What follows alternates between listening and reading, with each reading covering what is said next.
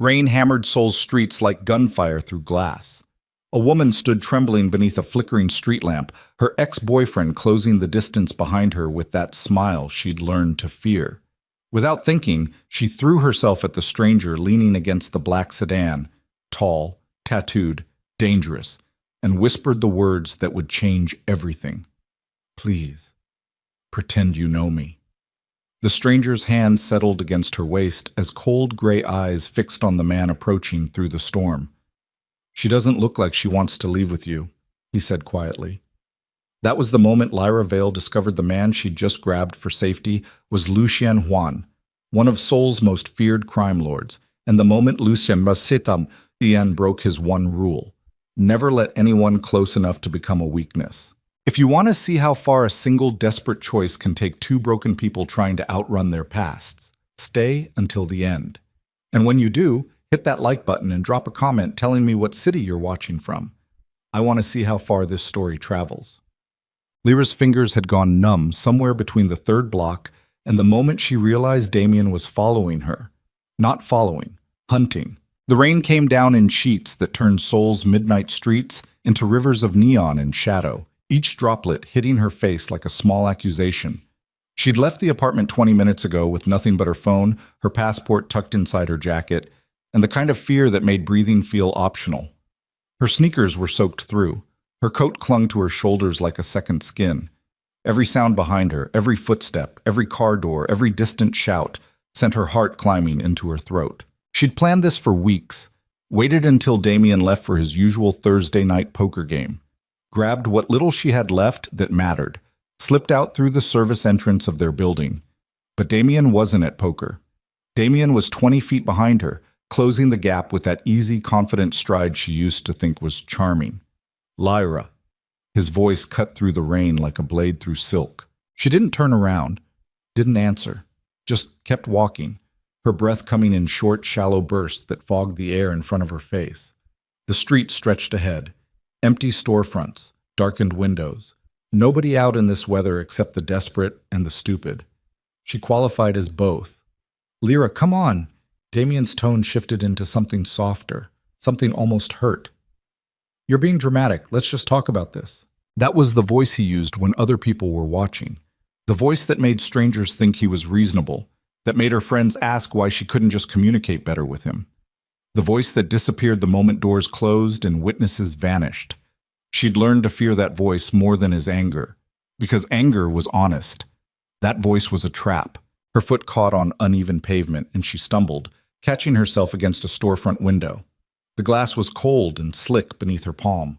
Rain drummed against the metal awning overhead.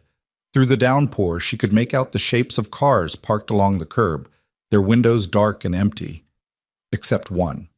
A black luxury sedan sat beneath a flickering street lamp 30 feet ahead. Sleek, expensive, the kind of car that didn't belong in this neighborhood after midnight, and beside it stood a man. Tall, perfectly still, watching. Lyra's survival instinct screamed at her to run the other direction. Strange men on empty streets after dark were never good news. But Damien's footsteps were getting closer, and her options had narrowed to a single point of terrible clarity. She moved, feet splashing through puddles, coat billowing behind her, lungs burning as she closed the distance between herself and the stranger. She didn't think, couldn't afford to, just wrapped her arms around him like he was a life raft and she was drowning, which wasn't far from the truth. The man went rigid beneath her touch. Through the rain-soaked fabric of his suit jacket, she could feel muscle, could feel the kind of physical control that came from years of discipline or violence or both. His cologne was subtle, something expensive and clean that cut through the smell of wet pavement and exhaust. She tilted her face up. Gray eyes stared down at her, cold, assessing. The kind of eyes that had seen things most people only experienced in nightmares. His face was all sharp angles and controlled expression, rain sliding down the tattooed edge of his neck where ink disappeared beneath his collar. He was maybe 30, maybe older, the kind of age where youth had been burned away by something that left only the hardened parts behind. "Please," Lyra whispered, her voice cracking. "Pretend you know me." For a long moment he didn't move, didn't speak. just studied her with those flat gray eyes like he was calculating risk and probability and whether whatever was chasing her was worth involving himself in. Then his hand settled against her waist. The touch was careful, controlled, nothing possessive or aggressive about it, just enough contact to sell the illusion that they knew each other. Lyra. Damien's voice came from 10 feet away. The stranger's gaze shifted past her shoulder. His expression didn't change, but something in the air did. The temperature dropped, or maybe it was just the way he held himself, the subtle shift from stillness into readiness.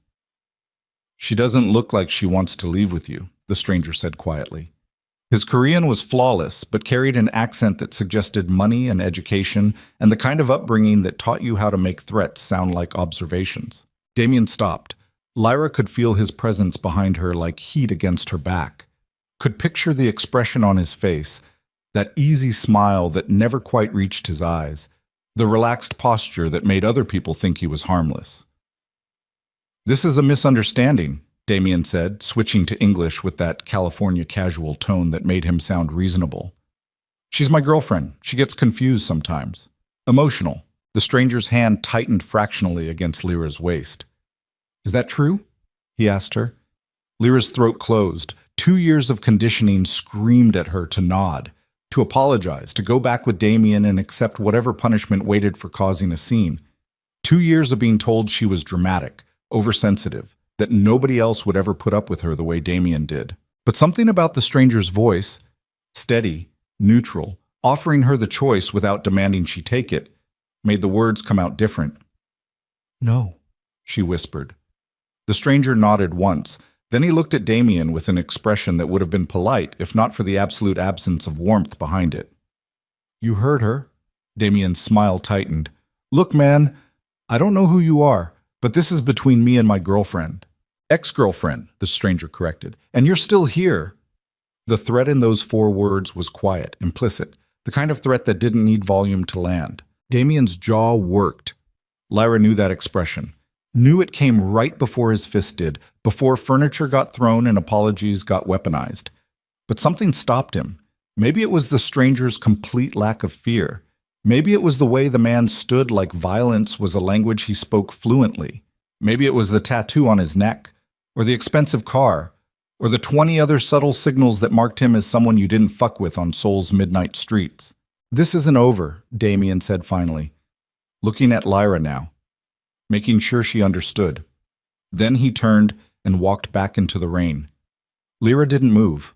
Couldn't. Her entire body had locked up, adrenaline and terror and disbelief coursing through her veins in equal measure. The stranger's hand stayed against her waist for another few seconds, long enough to make sure Damien wasn't coming back, then carefully withdrew. "You're shaking," he observed. Lyra looked down. Her hands were trembling so badly she had to shove them into her coat pockets. "Sorry," she managed. "I didn't mean to. I shouldn't have. Stop apologizing." The stranger's tone wasn't harsh, just matter-of-fact. He studied her for a moment longer, then opened the sedan's rear door. "Get in." Every alarm bell in Lyra's head started screaming. Strange man, empty street, no witnesses. This was how horror stories started. But Damien was still out there somewhere in the rain. And this stranger had just done what nobody else had managed in 2 years. He'd made Damien walk away. Lyra got in the car. The interior smelled like leather and that same subtle cologne. The stranger slid into the driver's seat and started the engine without a word. The dashboard glowed soft blue. Rain hammered against the windshield. "Where do you need to go?" he asked. Lyra opened her mouth, closed it. The truth was she had nowhere. No friends left in Seoul after Damien had systematically isolated her from anyone who might have helped. No money beyond the few thousand won in her pocket. The apartment she'd just fled was in Damien's name. Her visa was sponsored through his company. She had nothing. "I don't know," she admitted. The stranger's hands rested on the steering wheel. Long fingers, a few scars across the knuckles, expensive watch catching the dashboard light. He was quiet for a long moment. Then he put the car in drive. "All right," he said simply. They drove through Seoul's rain-soaked streets in silence. Lyra watched the city slide past the window.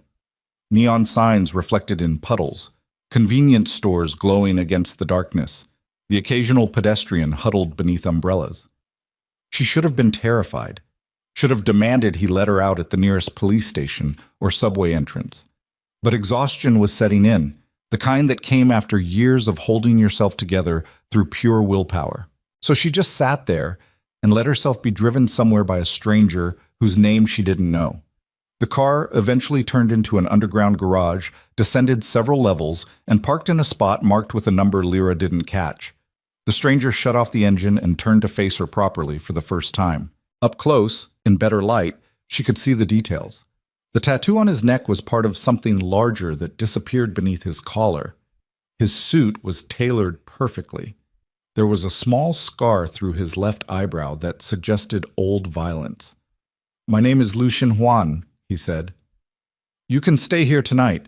Longer if you need to. No strings." Lyra stared at him. "Why?" "Because you asked for help. But you don't know me." Something shifted in his expression. Not quite emotion, but the ghost of it. "That doesn't matter." He got out of the car and she followed, because what else was there to do? They took an elevator that required a keycard to operate, rising up through floors that didn't have buttons.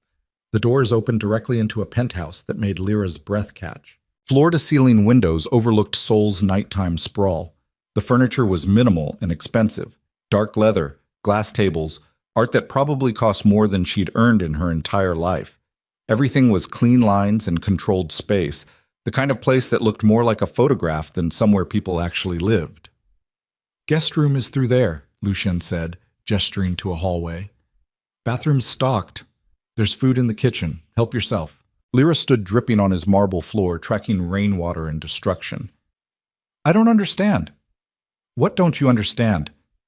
"Why you're helping me." Lucian looked at her for a long moment. Then he shrugged off his wet jacket and draped it over a chair, revealing the shoulder holster beneath. The gun explained some things. "Someone helped my mother once," he said quietly, "when she needed it. I promised her I'd do the same when I could." Then he walked toward the kitchen and left Lyra standing there, soaked and shaking and trying to process the fact that she'd just been rescued by an armed stranger who apparently lived in a penthouse and drove luxury sedans and spoke Korean with an accent that suggested private schools and inherited money. The kind of man who could make Damien walk away with 4 quiet words. She found the guest room. It was larger than the apartment she'd shared with Damien. The bed was perfect. The bathroom had towels that felt like they'd never been used. She showered until the water ran cold, washing away rain and fear and 2 years of slowly losing herself. When she finally climbed into bed, her body gave up on consciousness immediately. For the first time in longer than she could remember, Lyra slept without fear. She woke to sunlight streaming through unfamiliar windows and the smell of coffee. For a disorienting moment, she couldn't remember where she was. Then it came back in fragments. Rain, Damien's voice, the stranger's gray eyes, getting into a car with a man who wore a gun under his jacket. Lyra sat up. Her clothes from last night were still soaked, draped over a chair where she'd left them. Someone had left a folded set of clothes on the dresser. Soft cotton pants and an oversized t-shirt that probably belonged to Lucienne. She got dressed and ventured into the main living space. Lucian sat at the kitchen counter with a laptop and a cup of coffee, dressed in dark jeans and a simple black shirt. Somehow he looked more dangerous in casual clothes than he had in the suit. Maybe it was the tattoos now visible on his forearms, or the way he held himself even when relaxed, or just the quiet intensity that surrounded him like an atmosphere. He looked up when she entered. "Coffee?" "Please." He poured her a cup without asking how she took it. Black. Strong. It tasted expensive. "Your boyfriend came by last night," Lucian said conversationally. Lyra's hand froze halfway to her mouth. "What?" "Around 3 a.m. Tried the door. Building security sent him away." The coffee suddenly tasted like ash. "He knows where you live." "Yes. He's going to—" Lyra's mind raced through possibilities, each one worse than the last. Damien had connections through his company, friends in immigration. He'd always made it clear that she needed him to stay in Korea, that her visa depended on his goodwill. "He's going to what?" Lucian asked calmly. "Make my life hell." Lyra set the coffee down before she dropped it. "I should go. I shouldn't have involved you in this." You didn't involve me. I involved myself. You don't understand. Damien has. Let me guess. Lucian closed his laptop and gave her his full attention. He has connections, knows people, can make things difficult for you, maybe threatens your visa or your job or your reputation. Lyra's silence was answer enough. Men like him always have leverage, Lucien continued. It's how they keep control. But here's what he doesn't have. He paused. Better connections than mine. There was something in the way he said it that made Lyra's skin prickle. What do you do? Import-export, Lucian said smoothly. Various business interests. It was the kind of non-answer that was actually a very specific answer. That's not import-export, Lyra said slowly, gesturing at the penthouse, the gun she'd seen last night, the way building security apparently reported to him personally. Lucien smiled. It didn't reach his eyes. No, he agreed. It's not. They looked at each other across the kitchen counter. Lyra trying to decide if she'd escaped one dangerous situation by running straight into another. Lucien watching her process with that same patient stillness he'd shown in the rain. Are you going to hurt me? Lyra asked finally. No. Are you going to ask for something in return? No? Then what? I already told you. Lucien picked up his coffee. Someone helped my mother when she needed it. She made me promise to do the same. That's all this is. But the way he looked at her when he said it suggested it wasn't quite that simple anymore. Lyra spent the next few days in a strange kind of limbo. Lucien gave her space. Never pushed, never demanded explanations or gratitude. He worked from home mostly. Phone calls in Korean she couldn't follow, video conferences with his camera carefully angled to show nothing but his face, the occasional meeting that required him to leave for hours at a time. When he was there, they existed in careful orbit around each other. Lyra learned small things. He drank his coffee black, didn't sleep much, had a scar on his ribs from something he wouldn't discuss, spoke at least 3 languages fluently, owned more books than she'd expected, philosophy, history, poetry in Korean, and English, and what looked like French. Not what she'd expected from a criminal, because that's clearly what he was. The phone calls alone made it obvious. The way people said his name with a particular weight. The fact that he never seemed worried about consequences or police or any of the things normal people worried about. But he was also the only person in 2 years who'd asked what she needed without expecting something in return. On the 3rd night, Lyra found him in the kitchen at 2 a.m., staring out at Seoul's skyline with a glass of whiskey. Can't sleep? He asked without turning around. Not used to it yet. Lyra poured herself water from the filtered pitcher. The not being afraid part. Lucien glanced at her. What were you before him? Before Damien? Before you learned to be afraid. Lyra leaned against the counter. Nobody had asked her that in so long she'd almost forgotten there was a before. I was a medical researcher, she said quietly. Or trying to be. I had a scholarship for graduate work here, studying healthcare systems, looking at how Seoul's community clinics operated compared to what we had in Detroit. I wanted to understand why some systems worked and others failed. What happened? I met Damien at an expat mixer 6 months after I arrived. He was charming, successful, said he wanted to help me navigate Korea. She laughed bitterly. Turns out what he actually wanted was someone he could control. By the time I realized it, he'd already isolated me from everyone else, convinced me to drop out of the program because it was too stressful, got my visa transferred to his company sponsorship so I'd depend on him. And then she stopped, took a breath. And then he spent 2 years making sure I knew I had nowhere else to go. Lucien was quiet for a long time. When he finally spoke, his voice was careful. The program, could you go back? I don't know, maybe. If I could figure out the visa situation and prove I wasn't a flight risk and somehow scrape together tuition and I'll handle it. Lyra stared at him. You can't just... I can. Lucien turned to face her fully. I have lawyers who can fix visa problems. I have money for tuition. I have connections in the medical community who can help you get reinstated. He paused. If that's what you want. Why? The question came out sharper than she intended. Why would you do that? Because you asked me to pretend I knew you that night in the rain. Lucien's gray eyes were steady. And now I actually do know you. And knowing you means wanting you to have the life that asshole tried to take away. Something cracked open in Lyra's chest. She crossed the kitchen and kissed him. It wasn't planned, wasn't smart, just happened. Her mouth against his, hands fisting in his shirt, 2 years of numbness suddenly burning away into something sharp and real and alive. Lucien froze for half a second.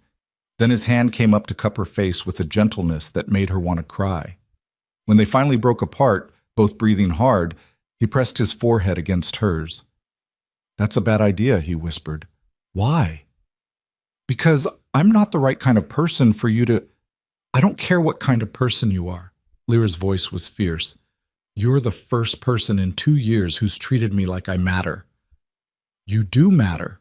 "Then stop telling me this is a bad idea and just—" He kissed her again, deeper this time, slower.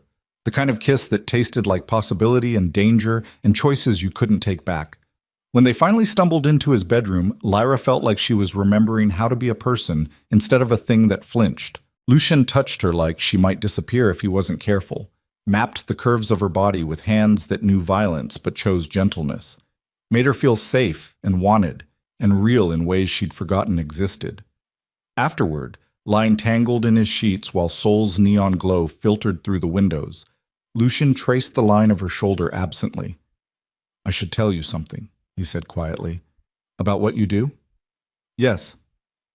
"I already know you're a criminal." That surprised a short laugh out of him. "That obvious?" The gun kind of gave it away. Lyra rolled over to face him.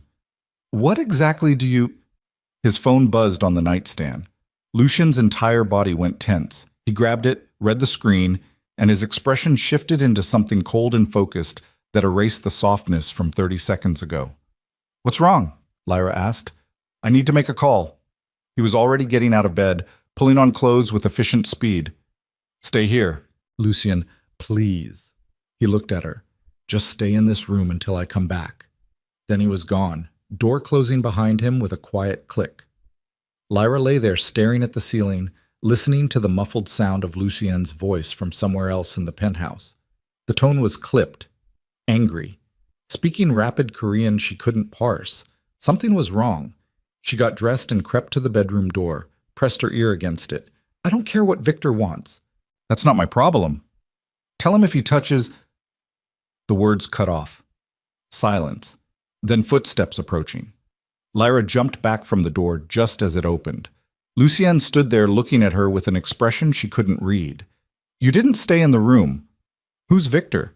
"Nobody you need to worry about." "Lucien, this is exactly why this was a bad idea." His voice was flat now, controlled. "You're already involved in things you shouldn't be." "Then uninvolve me," Lyra shot back. "Tell me what's happening." They stared at each other. The air between them crackled with tension. "Victor Hahn is my second in command," Lucien said finally. "Or he was. Apparently he's decided he'd rather be first in command instead." The words hung there while Lyra processed them. "So what does that mean?" "It means," Lucien said quietly, "that you being here just became a problem." "Because I'm—" Understanding dawned cold and sick. "I'm a weakness." "Yes." "Then I'll leave. I'll go somewhere he can't—" "Too late for that." Lucien's jaw tightened. "Victor already knows you're here. Already knows I'm—" He stopped himself. "Knows you're what?" "Compromised," Lucien finished. "Vulnerable. For the first time since I took over this organization, someone has leverage against me." Lyra felt like she'd been punched. "This is my fault." "No." Lucien crossed the distance between them and grabbed her shoulders. "This is Victor's fault for being an ambitious bastard, and mine for thinking I could keep you separate from what I do. But it's not yours." "What do we do?" "We don't do anything. I'm going to handle it." "How?" Lucien's expression went cold. "By reminding Victor why nobody challenges me." Then the windows exploded. Glass shattered inward in a spray of diamond fragments, followed immediately by the sharp crack of gunfire. Lucien tackled Lyra to the floor as bullets punched through the space where they'd been standing. His body covered hers completely, one hand pressed against her head to keep it down. More gunfire. The sound of furniture splintering, then silence. Lucien's weight lifted. "Stay down," he ordered, already moving toward the bedroom. But Lyra had spent 2 years learning to recognize danger, and she knew the sound of a door being kicked open. The door to the bedroom exploded inward with a crash that sent splinters of wood skittering across the floor. 3 men poured through the opening, weapons raised, moving with the kind of practiced coordination that came from training or violence or both. Lyra's scream died in her throat as Lucian moved. He was fast, faster than she'd expected. His hand came up with a gun she hadn't seen him grab, firing twice before the first man could fully enter the room. The sound was deafening in the enclosed space, sharp cracks that made her ears ring. The first man went down hard, blood spraying across expensive wallpaper. The second man got a shot off. Lucien jerked sideways, the bullet punching through the door frame where his head had been a second earlier. He returned fire, 3 quick shots that caught the man's center mass and dropped him like a puppet with cut strings. The third man was smarter. He dove behind the overturned couch and started shooting blind, bullets chewing through furniture and plaster. Lucian grabbed Lyra's arm and hauled her toward the hallway. "Move!" he snarled. They ran. Lyra's bare feet slipped on marble floors slick with glass and blood. Behind them she could hear more voices. Korean shouted in urgent tones, more footsteps, the metallic click of weapons being readied. The penthouse had become a war zone in under a minute. Lucian pulled her into what looked like a study. He slammed the door, locked it, and immediately moved to the desk. His hands were steady despite the blood trickling down his left arm where a bullet had grazed him. "You're hurt," Lyra managed. "It's nothing." He yanked open a drawer and pulled out another gun, this one smaller. "Do you know how to use this?" "No." "Point and pull the trigger. That's all you need to know." He pressed the weapon into her shaking hands. It was heavier than she'd expected, cold, real in a way that made everything else feel like a nightmare she couldn't wake from. "Lucien, what the fuck? Victor moved faster than I thought." Lucian was already at his laptop, fingers flying across the keys. "He's got at least 6 men in the building, maybe more outside. 6 men trying to kill us. 7 now. I got one." "This isn't funny." "I'm not laughing."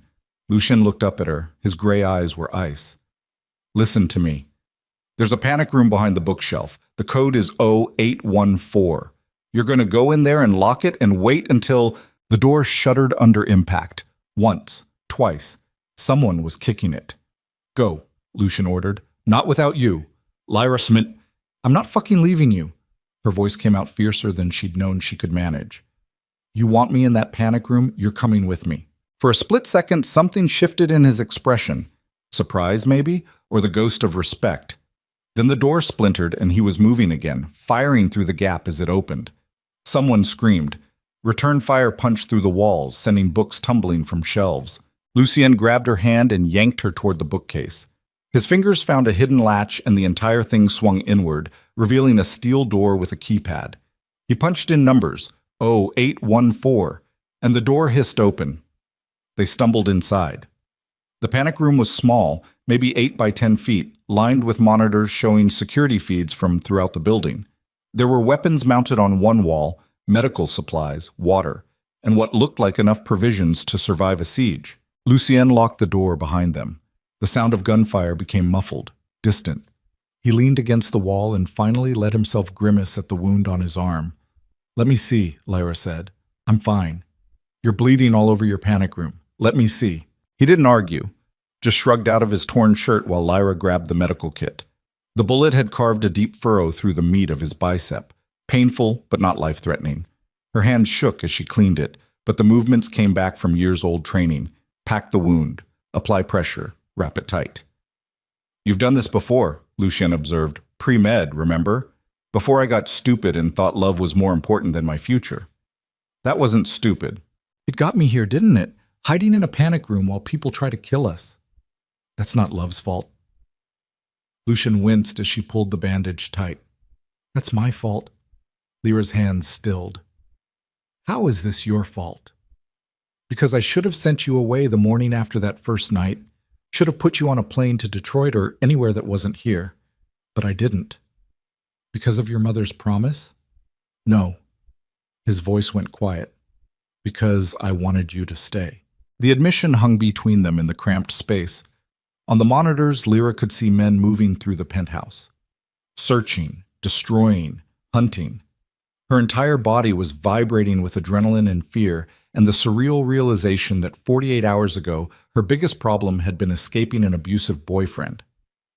Now she was hiding from assassins with a crime lord who apparently couldn't let her go. "Who's Victor?" she asked. "Really?" Lucien leaned his head back against the wall and closed his eyes. "My father's second in command. Stood beside me when I took over after the old man died 5 years ago. He's smart, patient, and ambitious. I knew he'd make a move eventually, just didn't think it would be this soon." "Why now?" "Because he realized I'd developed a weakness." Lucien opened his eyes and looked at her. "You. I should never have grabbed you that night." "Probably not." "I'm sorry. Don't be." Something in his expression softened. "Best thing that's happened to me in years turned out to be a woman running from the rain." Lyra wanted to kiss him, wanted to scream at him, wanted to rewind the last 3 days and make different choices that didn't end with her holding a gun in a panic room. Instead, she looked at the monitors. "How long can we stay here?" "As long as we need to. This room is designed to withstand—" His phone buzzed. The sound was jarring in the confined space. Lucien pulled it from his pocket and his jaw tightened. "What?" Lyra asked. He turned the screen toward her. It was a photo.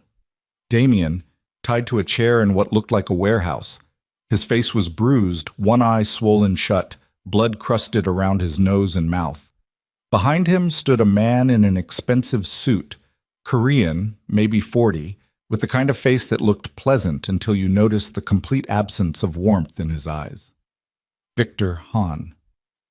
Below the image was a text in English. "Trade, her for him. You have 1 hour." Lyra's stomach dropped. "He took Damien." "Yes. Because of me." "Because Victor needed leverage." Lucien was already typing a response.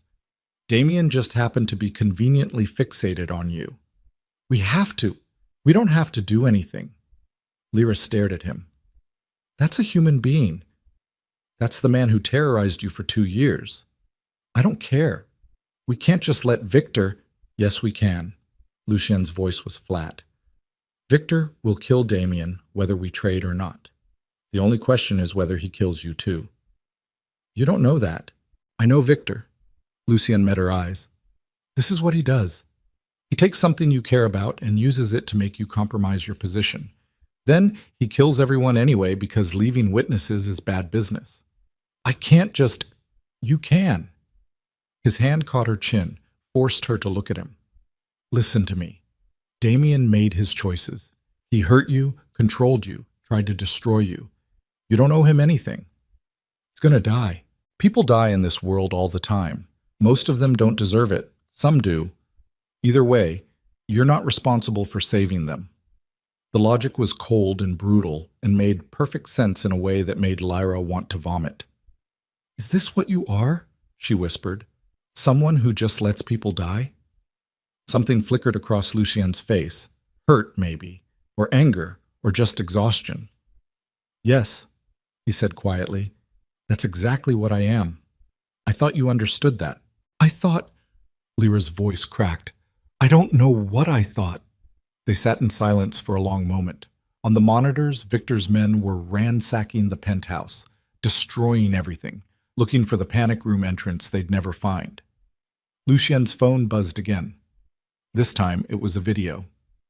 Victor stood in front of Damien's bound form, smiling at the camera like he was recording a birthday message. His English was perfect, barely accented. "Lucien, I know you're watching. I know you're hiding somewhere with your new pet." He gestured casually at Damien.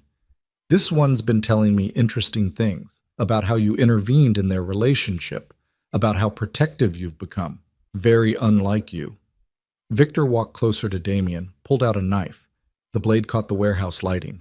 "You have 45 minutes now. Bring the girl to the address I'm sending. Come alone, or I start cutting pieces off this one and sending them to you."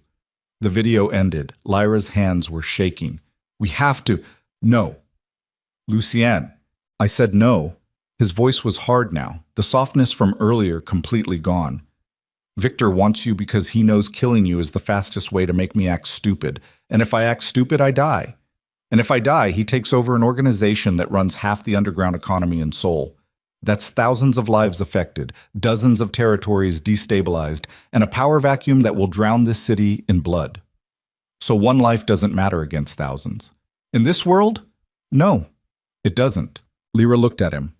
Really looked at him. At the cold calculation in his gray eyes, the controlled posture, the absolute certainty that he was making the right choice. This was what he'd tried to tell her, that he wasn't the right kind of person, that getting involved with him was a bad idea. She just hadn't wanted to believe it. "I'm going anyway," she said quietly. Lucien's expression didn't change. "No, you're not.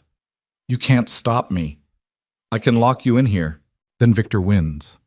Lyra met his eyes. "Because you'll have become exactly what he expects. Someone who locks up women to keep them safe instead of trusting them to make their own choices." That landed. She watched it hit him, watched him process the comparison to Damien, watched his jaw tighten. "That's not fair," he said. "Neither is watching someone die because saving them is inconvenient. This isn't about convenience. This is about survival. Yours or mine." Lucien didn't answer. On the monitors, Victor's men had given up searching and were setting up in the living room, waiting. They knew Lucien and Lyra had to come out eventually. "What if I have a plan?" Lyra asked. "What kind of plan?" "The kind where you don't have to sacrifice your organization, and I don't have to live knowing I let someone die." "Victor's not an idiot. Whatever you're thinking, I'm thinking he expects you to either show up and fight or hide and wait him out." Lyra's mind was racing now, adrenaline sharpening her thoughts. "He doesn't expect someone who knows nothing about your world to walk in and offer herself up, because that's suicide. Not if you're watching, not if you use me as a distraction." Lucien stared at her. "You want to use yourself as bait." "I want to do something other than hide." Lyra's voice was steady now, the fear transmuting into something harder. "I spent 2 years being afraid, being small, letting Damien tell me I was weak and useless and needed him to survive. I'm done being that person. This is different than standing up to an abusive boyfriend. Is it? Because right now you're telling me to stay hidden and let the men handle the dangerous work. Sounds pretty fucking familiar to me." Lucien's expression darkened. "That's not what I'm—" "Then what are you doing?" They locked eyes. The panic room felt smaller suddenly, the air thicker. "I'm trying to keep you alive," Lucien said finally, "by making my choices for me. By making the smart choice you're too stubborn to make. Maybe I don't want smart. Maybe I want to be able to look at myself in the mirror after this is over." Lucien laughed, but there was no humor in it. "You think this is about morality? About being a good person?" "Lyra, I've killed 14 people. 14 that I did myself. I don't even know how many died on my orders. You want to talk about mirrors? I stopped looking in them years ago." The admission was raw and ugly and real. Lyra reached out and took his hand. His fingers were cold. "Then maybe it's time you started looking again," she said quietly. For a long moment, he didn't respond. Just sat there holding her hand in the dim light of the panic room while gunmen waited in his destroyed penthouse, and a man she used to love sat bound in a warehouse waiting to die. Finally, Lucien exhaled. "If I agree to this," he said slowly, "you do exactly what I tell you. No improvising, no heroics. You're bait, not a soldier. Okay? I mean it, Lyra. The second I say run, you run. The second I say hide, you hide. You don't argue, you don't question, you just do it. I understand. And if this goes wrong," his grip tightened, "if Victor gets his hands on you, he won't. If he does," Lucien continued, voice hard, "you use that gun I gave you, on yourself, not on him. You understand? Because what he'll do to you before he kills you is worse than any bullet." Lyra's throat went dry, but she nodded. "Say it. If he catches me, I use the gun on myself." Lucien studied her face like he was memorizing it. Then he stood and moved to the wall of weapons, started pulling down gear with efficient, practiced movements. "We need to move fast," he said. "Victor's timeline isn't real. He'll kill Damien in 30 minutes whether we show up or not. This is about forcing a mistake. So we don't go to the warehouse. No. We let him think we're coming, make him commit his forces to that location, Then we hit him where he's not expecting it. Where's that? Lucian smiled. It was the coldest expression Lyra had ever seen. His home, he said. They spent the next 10 minutes planning in rapid, clipped sentences. Lucian called in markers with people whose names Lyra didn't recognize. Made promises she suspected would cost more than money. Assembled a plan that relied on timing and misdirection and what felt like an insane amount of trust in people he claimed were loyal. How do you know they won't betray you too? Lyra asked. I don't, Lucian admitted. But Victor needed 6 men to take me on.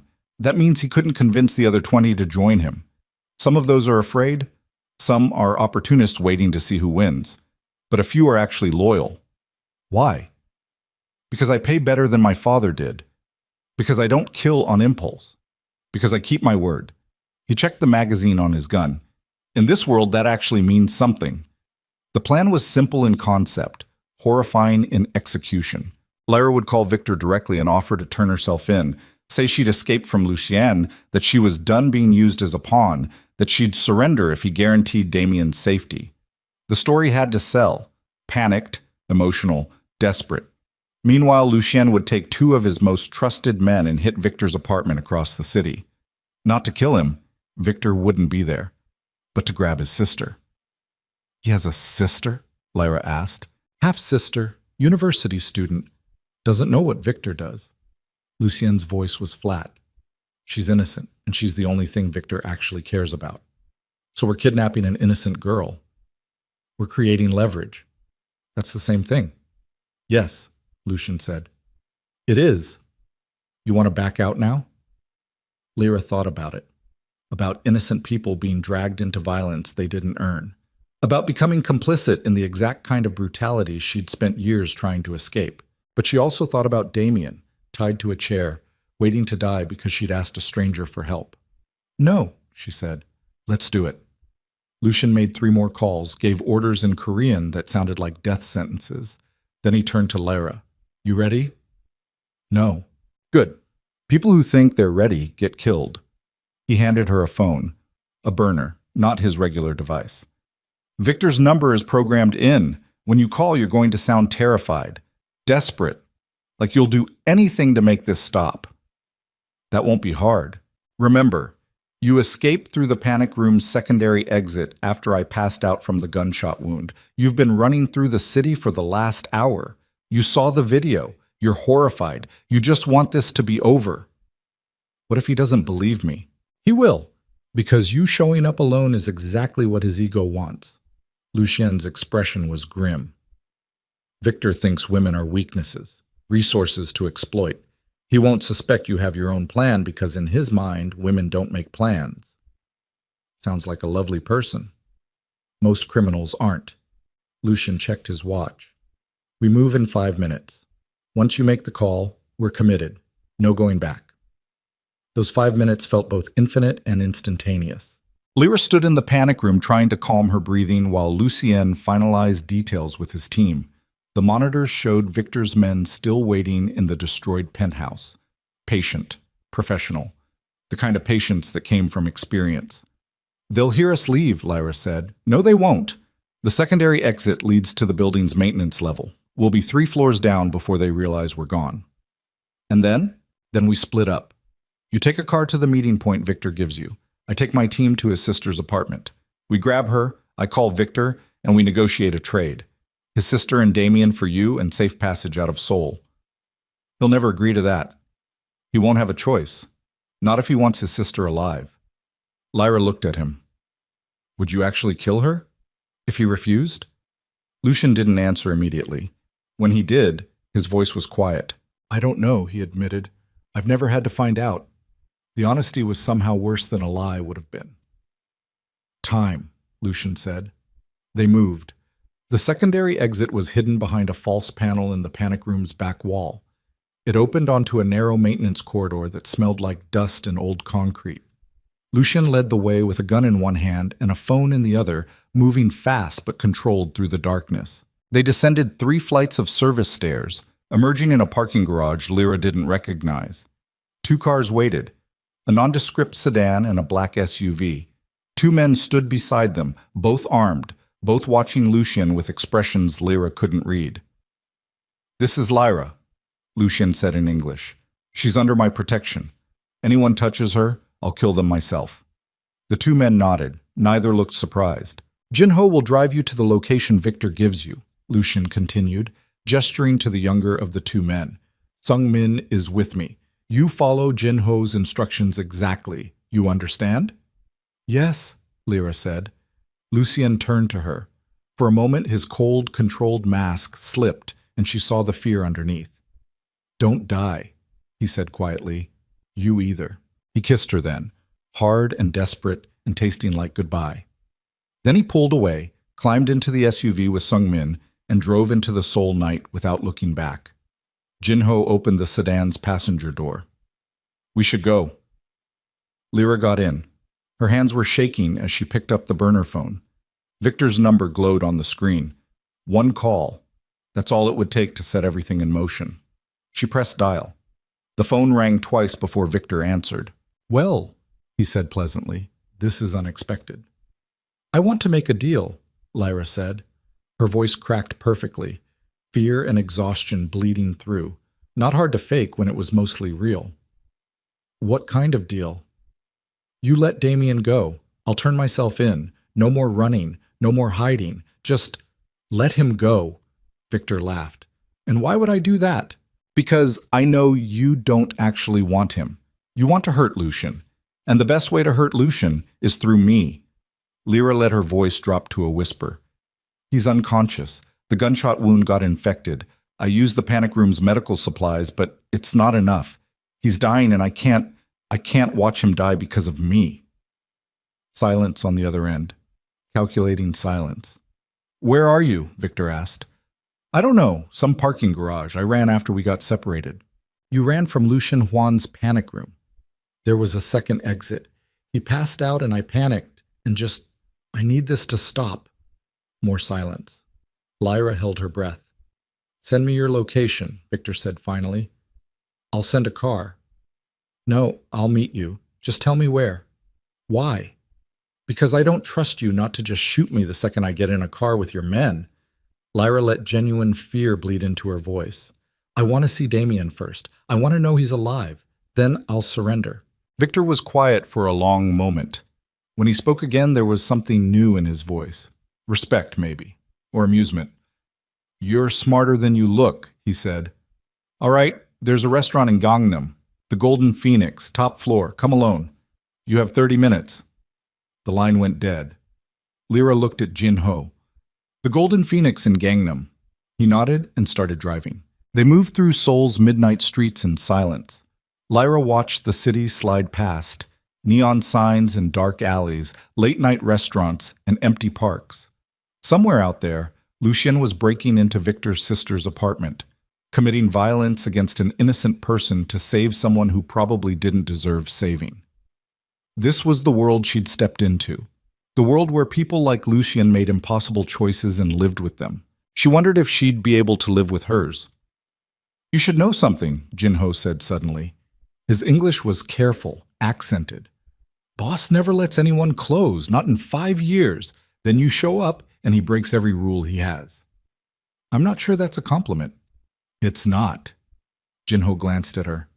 "It means he's compromised, weak. In our world, that gets you killed." "Then why are you helping him?"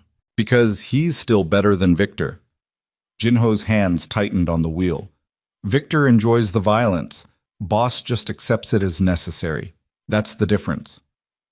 They pulled up outside the Golden Phoenix 15 minutes later.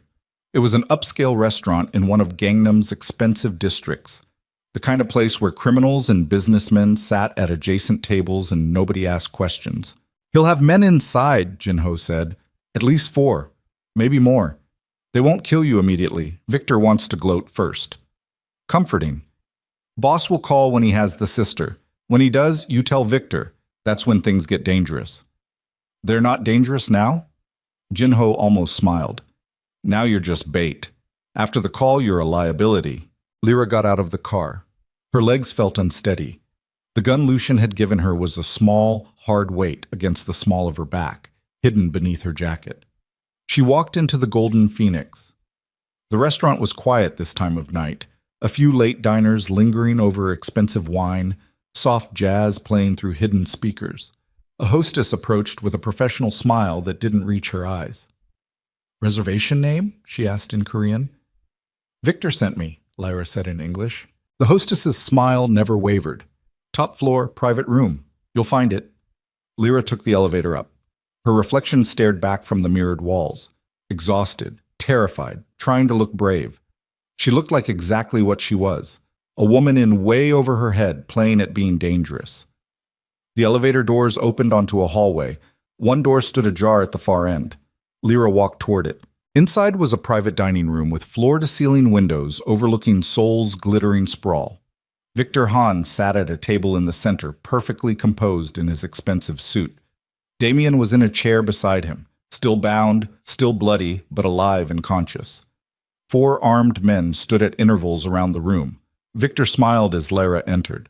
"You actually came," he said. "I'm impressed." "I said I would. People say many things when they're afraid. Following through is rarer." Victor gestured to an empty chair. "Please, sit. Let's talk like civilized people." Lyra sat, kept her hands visible, her posture small, playing the part of someone who'd already accepted defeat. "Is he okay?" she asked, looking at Damien. Damien's one good eye fixed on her. Even battered and bound, there was something in his expression that made her stomach turn. Possession. Like even now he thought she belonged to him. "He's alive," Victor said. "That's more than most people in his position can claim. I kept my end of the deal. Let him go. In a moment." Victor poured himself wine from a bottle that probably cost more than Lyra's monthly rent used to. "First, I want to understand something. What exactly does Lucien Juan see in you?" "I don't know." "You must have some idea. He's risked everything. His organization, his reputation, his life. For a woman he's known less than a week." Victor sipped his wine. "That's not like him. Lucien doesn't form attachments. He's cold, controlled, utterly pragmatic. Then you appear and suddenly he's acting like a lovesick fool." "Maybe he's just a better person than you think." Victor laughed. "Oh, my dear, he's not. He's a killer who inherited his father's empire and rules through calculated violence and strategic fear. He's just better at hiding it than most of us." "If you say so." "I do say so. I've known him since he was 16 years old, watched him become what he is. And I promise you, whatever you think you know about him is a carefully constructed lie." Lyra met his eyes. "And what about you? What's your excuse for being a monster?" The smile dropped from Victor's face. "Careful," he said quietly. "I'm being pleasant.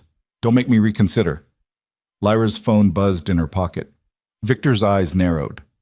"Answer it." She pulled out the burner. Lucien's name flashed on the screen. Her heart hammered as she accepted the call. "We have her," Lucien's voice said, flat, cold. "Victor's sister, 23 years old, engineering student at Seoul National University. Currently zip-tied to a chair in a warehouse in Mapo." Lyra looked at Victor. "He has your sister." Victor's pleasant mask finally cracked. His hand moved so fast Lyra barely saw it. One second he was sitting relaxed, the next he had a gun pointed at her face. "Put him on speaker," Victor said. Lyra obeyed. "Hello, Victor." Lucien's voice filled the room. "I believe we need to renegotiate terms." "You touch her." Victor's voice was pure venom now. "I won't, not if you're smart." Lucien sounded almost bored. "Here's how this works. You release Damien and Lyra. Right now. They walk out of whatever overpriced restaurant you're holding court in and get in the car waiting outside. Once I confirm they're safe, I release your sister. Everyone goes home. Nobody dies tonight.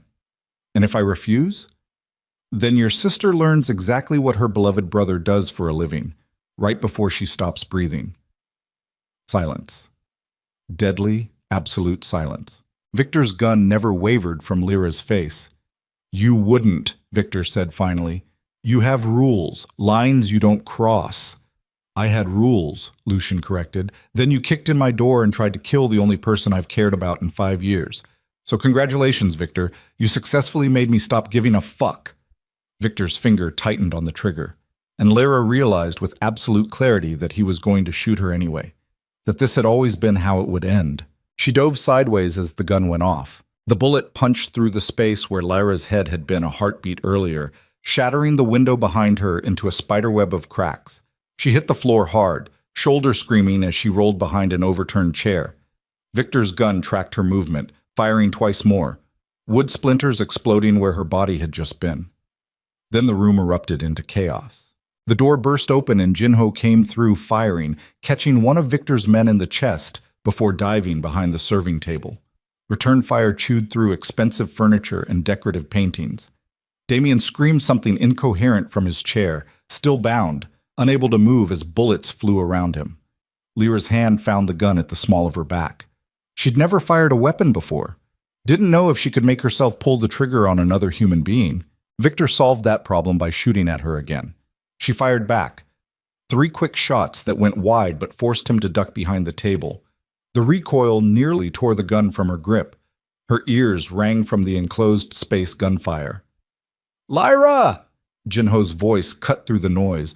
"Window! Go!" She looked at the cracked glass. They were 15 floors up. Going through that window meant dying on Seoul's pavement, but staying meant dying here. Jinho laid down covering fire while Lyra scrambled toward the window. Her hands found a chair, swung it with everything she had. The already damaged glass exploded outward into the night. Cold air rushed in, carrying the smell of rain and exhaust. "There's a ledge!" Jinho shouted. 3 feet down, fire escape around the corner. "Are you fucking serious? Go! Boss's orders!" Victor rose from behind the table, gun raised. Lyra didn't think, just stepped through the window frame onto the narrow concrete ledge outside. The wind hit her like a fist. Seoul sprawled below, a drop that would turn her body into paste if she slipped. Rain had made the ledge slick as ice. She pressed herself flat against the building, fingers scrabbling for purchase on wet concrete. Behind her, gunfire continued. She could hear Jinho shouting in Korean, Victor's voice responding with cold fury. Somewhere in that chaos, Damien was still screaming. Lyra edged along the ledge. Each step felt like the last one before gravity claimed her. Her fingers were numb. Her breathing came in short, panicked gasps that fogged the air. The fire escape was 10 feet away. Might as well have been a mile. She moved, 1 foot in front of the other, not looking down, not thinking about the drop or the wind or the way her shoes kept slipping on rain-soaked concrete. She was 5 feet from the fire escape when the window beside her exploded. Victor came through it like something out of a nightmare, moving with predator grace despite the bullets Jinho had put in him. Blood soaked his expensive suit, but he was still standing, still moving, still coming for her with murder in his eyes. "You stupid girl," he snarled. "You think Lucien will save you? He doesn't save anyone. He uses people up and throws them away." Lyra raised her gun. Her hand shook so badly she could barely aim. "Go ahead," Victor said. "You've never killed anyone. You don't have it in you." He was right. She pulled the trigger anyway. The shot went high and wide, punching into brick somewhere above Victor's head. He smiled and lunged. Lyra threw herself backward. Her feet left the ledge. For one terrible moment she was falling, wind screaming past her ears, Seoul's lights blurring below her. Her hand caught the fire escape railing. The impact nearly tore her arm from its socket. She dangled there, feet kicking empty air, fingers slipping on wet metal. Above her, Victor stood on the ledge looking down with an expression that might have been respect. "Impressive," he said, "but not enough." He raised his gun. The shot never came. Jinho appeared in his broken window behind Victor and put 3 bullets in his back. Victor's body jerked forward, momentum carrying him off the ledge. He fell past Lyra without making a sound, tumbling end over end until he hit the pavement below with a wet crunch that made her stomach heave. "Climb!" Jinho shouted. Lyra's arms were screaming. She got one elbow over the railing, then the other, hauling herself up through pure terror-fueled adrenaline. She collapsed on the fire escape's metal grating, gulping air like a drowning woman. Jinho was beside her a moment later. "Can you move?" "I don't know." "You need to. Victor's men are still inside." He pulled her to her feet, and they descended the fire escape in a controlled fall that was barely short of jumping. They hit an alley 2 blocks from the Golden Phoenix, both of them soaked in sweat and rain, and probably blood. A car screeched to a stop beside them. The back door flew open and Lucien's voice came from inside. "Get in!" They piled in. Lucien was driving, his face like carved stone as he gunned the engine and tore into Seoul traffic. Beside him sat a young woman, early 20s, terrified, with zip-tie marks on her wrists, Victor's sister. "Is he dead?" Lucien asked. "Yes," Jin-ho confirmed. "Good." Lucien's hands were white-knuckled on the steering wheel. His eyes found Lyra in the rear-view mirror. "You're hurt." "I'm alive." "That's not what I asked." Her shoulder was probably dislocated from catching the fire escape. Her hands were bleeding from the ledge. Everything hurt in ways that suggested bruises and pulled muscles and minor trauma that would hurt worse tomorrow. "I'm fine," she lied. Lucien's jaw tightened, but he didn't argue. Just drove through Seoul's midnight streets like the devil himself was chasing them. Victor's sister spoke suddenly, voice shaking. "What's happening? Where's my brother?" Nobody answered. "Please," she continued in accented English. "I don't understand. This man came to my apartment and he had a gun and he said—" Her voice broke. "Where is Victor?" Lyra met Lucien's eyes in the mirror. He gave a tiny shake of his head. "Not yet." They drove for another 20 minutes, taking random turns and doubling back twice before Lucien seemed satisfied they weren't being followed. He pulled into an underground parking garage and killed the engine. The silence was deafening. "What about Damien?" Lyra asked. Lucien looked at Jin-ho. "You get him out?" "No time. Victor's remaining men were on us too fast." The words settled like stones in Lyra's stomach. "So he's still there." "With 4 armed men and a dead boss," Jin-ho confirmed. "They'll cut him loose or kill him. Either way, not our problem anymore." "Not our—" Lyra's voice cracked. "He's going to die." "Maybe." Lucien turned to face her properly.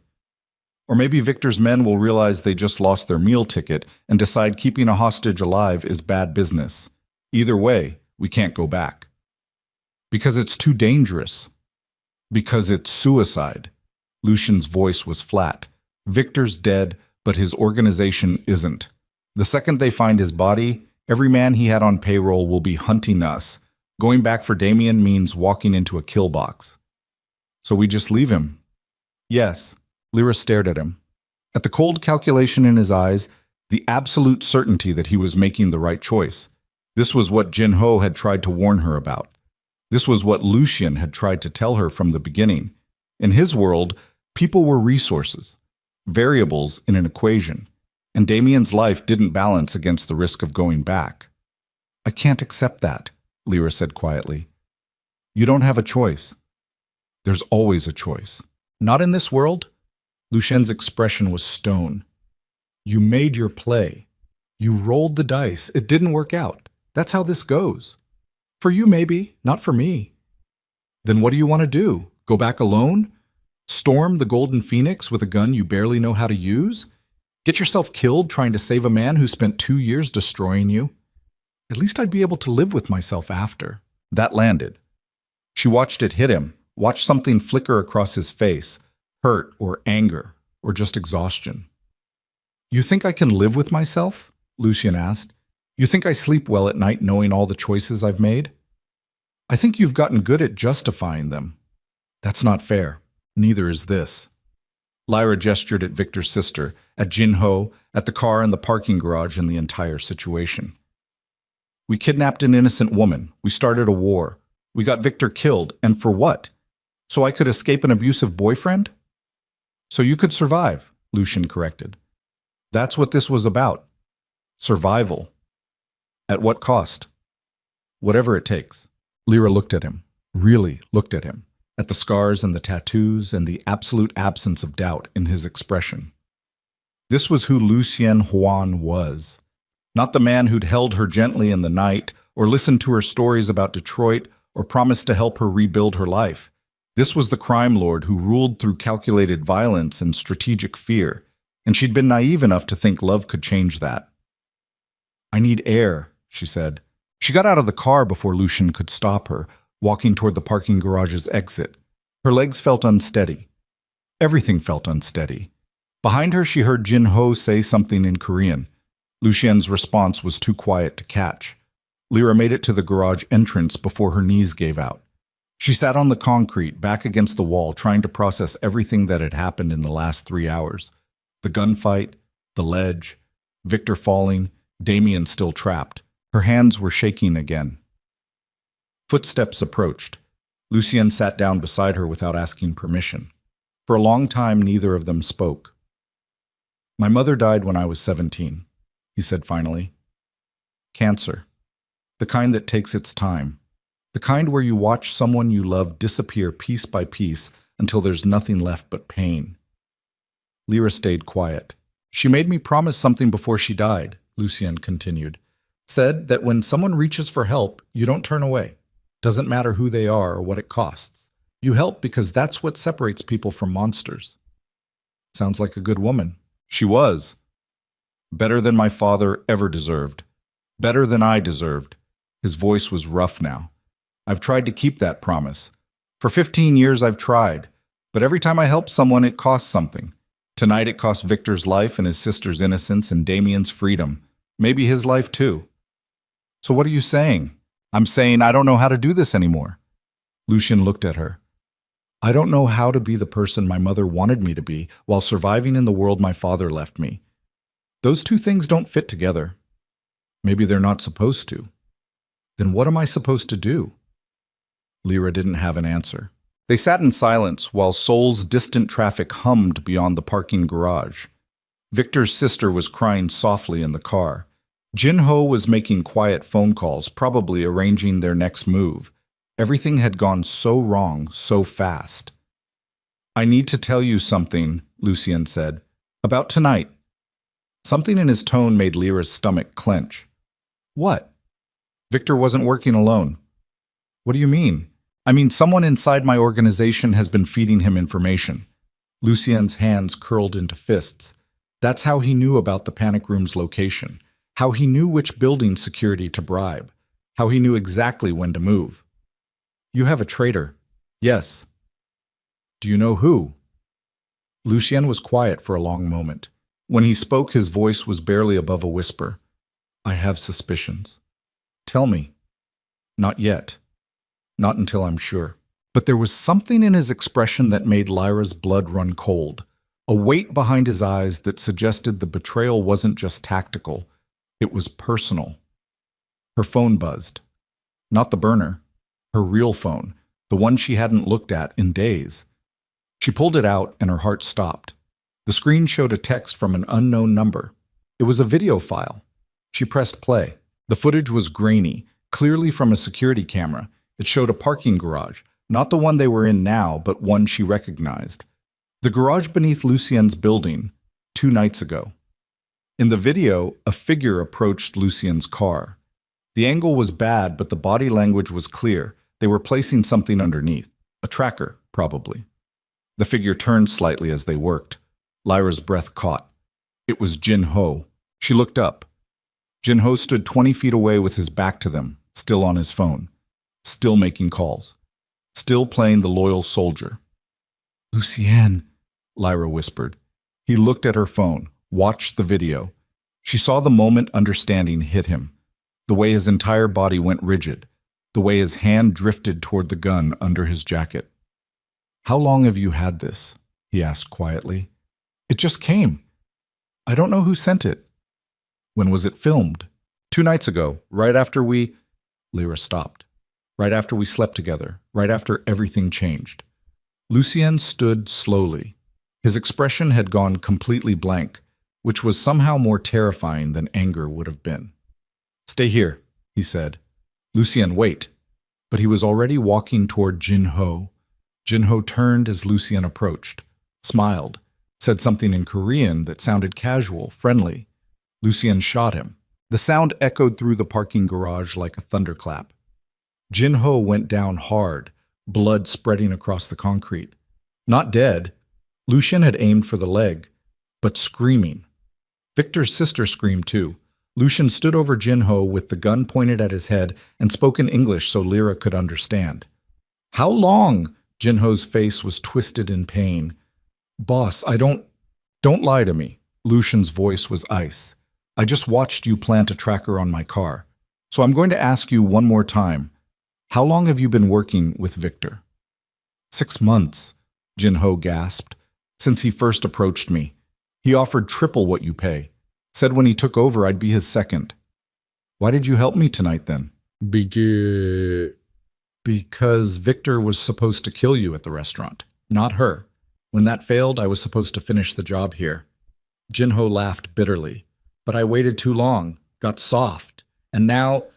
Lucian shot him again. This time Jinho stopped moving. The silence that followed was absolute. Lyra couldn't breathe, couldn't think, couldn't process what she'd just watched. A man she'd trusted, who'd driven her to the Golden Phoenix, who'd saved her life on the fire escape, lying dead on concrete because Lucian had pulled a trigger with the same casual efficiency someone else might use to close a door. We need to move, Lucian said. His voice was steady, controlled, like he hadn't just executed someone. Jinho was right about one thing. This location is compromised. You killed him. Yes. He saved my life tonight. He was also planning to kill us both. Lucian turned to face her. That's how this works, Lyra. That's what I've been trying to tell you. In my world, you don't get second chances. You don't get the benefit of the doubt. You're loyal or you're dead. And that's supposed to make this okay. It's supposed to help you survive. Lyra looked at Jinho's body, at the blood pooling beneath him, at the way his eyes stared at nothing. 20 minutes ago, he'd been making phone calls, helping them escape, playing his part perfectly. Now he was dead because a video had arrived at exactly the right moment to expose him, or the wrong moment. Who sent me that video? Lyra asked slowly. Lucian went very still. What? The video. It came from an unknown number. Someone wanted me to see Jinho planting that tracker. Someone timed it perfectly to arrive right now. She looked at him. Who else knew we were here? Nobody? Then how? Lyra's phone buzzed again. Another text. Same unknown number. This time it was just words. You're welcome, now run. Her blood turned to ice. Lucienne, she said carefully, I think we're being played. By who? I don't… The parking garage's lights went out. Complete darkness swallowed them. Lyra heard Victor's sister scream, heard Lucienne curse in Korean, heard the distinctive sound of a gun being readied. Then lights flooded the garage from multiple directions. Car headlights, blinding, trapping them in intersecting beams. Lucian grabbed Lyra's arm and pulled her behind a concrete pillar. She could feel his heartbeat through his grip. Fast, controlled, but definitely elevated. How many? She whispered. At least 6 vehicles. Maybe more. Victor's people? Probably. Someone must have followed Jinho's tracker before we found it. Or someone called them here. Lucian didn't respond to that. A voice echoed through the garage, male, Korean, speaking English for their benefit. Lucien Huan. You killed Victor Han. You killed Jinho Park. You kidnapped Miss Han. These crimes cannot stand. Show yourself, Lucien called back. You're not in a position to make demands. Neither are you. You wanted me dead. You would have opened fire already. Silence. Then footsteps. A man emerged from behind one of the cars, hands raised to show he was unarmed. 50s. Expensive suit. Face Lyra had never seen before. My name is Director Kang, the man said. Seoul Metropolitan Police, Anti-Organized Crime Unit. Lyra's stomach dropped. Police. Not Victor's men. Police. You're under arrest, Director Kang continued. Both of you. For murder, kidnapping, conspiracy, and about 20 other charges I'll think of on the drive to the station. Lucian's grip on her arm tightened. You can't prove any of that. I have Jinho's body with your bullets in it. I have Victor's sister as a witness to her kidnapping. I have security footage from the Golden Phoenix showing you giving orders, and I have Jinho's phone records showing he was my informant for the last 6 months. The world tilted sideways. Jinho, working for the police, not Victor. Which meant everything he'd done tonight, driving Lyra to the restaurant, providing cover fire, helping them escape, had been orchestrated, documented, building a case, and Lucian had killed him. Your informant was also working with Victor, Lyra said desperately. We have proof. The video? Director Kang smiled. The one from the unknown number? That was us. We sent it to create exactly this situation, force Lucien to make a mistake. He gestured at Jinho's body, which he did, on camera, in front of witnesses. Lyra looked around, noticed the small red lights on several of the cars, recording equipment. They'd been set up. Every step of tonight had been choreographed to force Lucien into a position where he'd have to kill someone on camera. Jinho had been the bait, the sacrifice, and it had worked perfectly. "Lucien," she whispered, "we need to run." "There's nowhere to run. There's always No." His voice was final. "This is where it ends." He stepped out from behind the pillar, hands raised. "I'm coming out," he called. "Don't shoot. I surrender." "Lucien, no. Take care of yourself," he said quietly, looking at her one last time. "And get as far from this world as you can." Then he walked into the light. Police swarmed him immediately, hands behind his back, gun taken, down on his knees, the whole brutal choreography of arrest. Director Kang turned his attention to Lyra. "Miss Vale, you're also under arrest, but I'm willing to make a deal. Testify against Lucien Huan. Tell us everything you know about his organization. And maybe you walk away from this with just a deportation instead of 20 years in a Korean prison." Lyra stood frozen. Behind Director Kang, she could see Lucien on his knees, hands cuffed, surrounded by police. He wasn't looking at her, just staring straight ahead with that same blank expression he'd worn when he shot Jinho. This was it. The moment where she chose. Testify against him and save herself. Or stay loyal and burn with him. 20 feet away, Victor's sister was crying hysterically as police tried to calm her down. Somewhere in Seoul, Damien was either dead or being cut loose by Victor's remaining men. And Lyra stood in a parking garage making a choice that would define the rest of her life. "I need time to think," she said. Director Kang smiled. "You have until we reach the station. After that, the offer expires." They put her in handcuffs too, led her to a separate car from Lucien. She caught one last glimpse of him through the window as they drove away. His face expressionless, his body still, already looking like he belonged behind bars. Like this was where he'd always been heading. And maybe it was.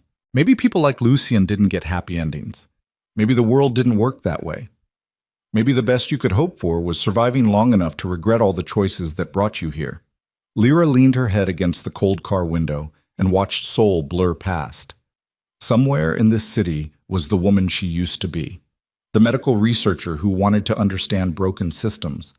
The girl from Detroit who believed she could make things better. That woman felt like a stranger now. Because the woman sitting in this police car, hands cuffed, facing 20 years in prison or a deal that required betraying the only person who'd shown her genuine care in years. That woman understood exactly how systems broke, from the inside out, one compromise at a time. The interrogation room smelled like industrial cleaner and stale coffee. Fluorescent lights buzzed overhead, casting everything in a sickly yellow-green that made Lyra's eyes ache. She'd been sitting in the metal chair for 3 hours. No water, no bathroom break, just her and the handcuffs and the mounting pressure in her bladder that was probably intentional. Director Kang sat across from her looking fresh as morning despite the late hour. Beside him was a younger detective whose name Lyra hadn't caught. A recording device sat between them, red light glowing. "Let's try this again," Kang said. His English was precise, clinical. "Tell me about Lucien Huan's organization." "I don't know anything about it." "You lived in his penthouse for a week." 5 days. 5 days, then? You expect me to believe he never discussed business? Never made phone calls? Never had meetings? He made calls in Korean. I don't speak Korean. Convenient. Kang leaned forward. "Miss Vale, I'm trying to help you, but I can only do that if you help me." "By testifying against someone who saved my life?" "Saved your life?" The younger detective laughed. "He got you arrested. Got you facing kidnapping charges. Got you complicit in multiple murders. That's not saving. That's destroying." Lyra's hands were shaking. She pressed them flat against the table to hide it. "I want a lawyer. You're not a Korean citizen. You're not entitled to a lawyer until we formally charge you. Right now, this is just a conversation." "Then I'm done conversing." Kang sighed, opened a folder and pulled out photographs. Crime scene shots, Jinho's body. Victor's broken form on the pavement, blood and bodies and evidence that painted a picture of absolute carnage. "This is what your lover does," Kang said quietly. "This is the man you're protecting. Look at these photos and tell me he deserves your loyalty." Lyra looked, forced herself to really see what she'd been part of. The violence, the waste, the casual way Lucien had pulled a trigger and ended a life. But she also remembered the way he'd held her in the rain, the promise he'd made to his dying mother, the genuine fear in his eyes when bullets started flying. "Where is he?" she asked. "In a cell, where he belongs. I want to see him." "That's not how this works." "Then charge me or let me go." Kang studied her for a long moment. Then he nodded to the younger detective who left the room. When the door opened, Lyra caught a glimpse of activity outside. Other cops, phones ringing, the organized chaos of a police station at night. "You're making a mistake," Kang said once they were alone. "Lucien Juan doesn't love you. Men like him don't love. They possess, they use, and when you're no longer useful, they discard. You don't know him. I've been tracking him for 4 years. I know him better than you ever will." "Then you know about his mother, about the promise." That surprised Kang. His eyebrows rose fractionally. "He told you about that?" "Yes." "And you believed him?" "Why wouldn't I?" Kang laughed without humor. "Because it's a story, Miss Vale. A carefully constructed narrative designed to make him seem human, make him relatable. Every criminal I've ever met has one. The sob story, the tragic past, the one piece of goodness they cling to so they can sleep at night." "You think he made it up?" "I think he told you exactly what you needed to hear to make you trust him." Kang closed the folder. His mother did die when he was 17. That part's true. But the promise? The helping people? That's marketing, and you bought it. Lyra's stomach twisted, because part of her, the part that had spent 2 years learning to recognize manipulation, was whispering that Kang might be right. The door opened again. The younger detective returned with another folder. "We found something," he said in Korean. Kang took the folder, read. His expression shifted into something that might have been satisfaction. "What?" Lyra asked. Kang turned his laptop around. On the screen was surveillance footage from the Golden Phoenix, time-stamped from earlier tonight. The image quality was grainy but clear enough. It showed Damien, alive, walking out of the restaurant under his own power, flanked by 2 men in suits, no longer bound, no longer bleeding, moving like someone who'd just concluded a business transaction. "Your ex-boyfriend," Kang said, "the one you risked everything to save. Want to know where he went after this footage was taken?" Lyra couldn't speak. Kang clicked to another video. Different location, a parking garage. Damien getting into a luxury car.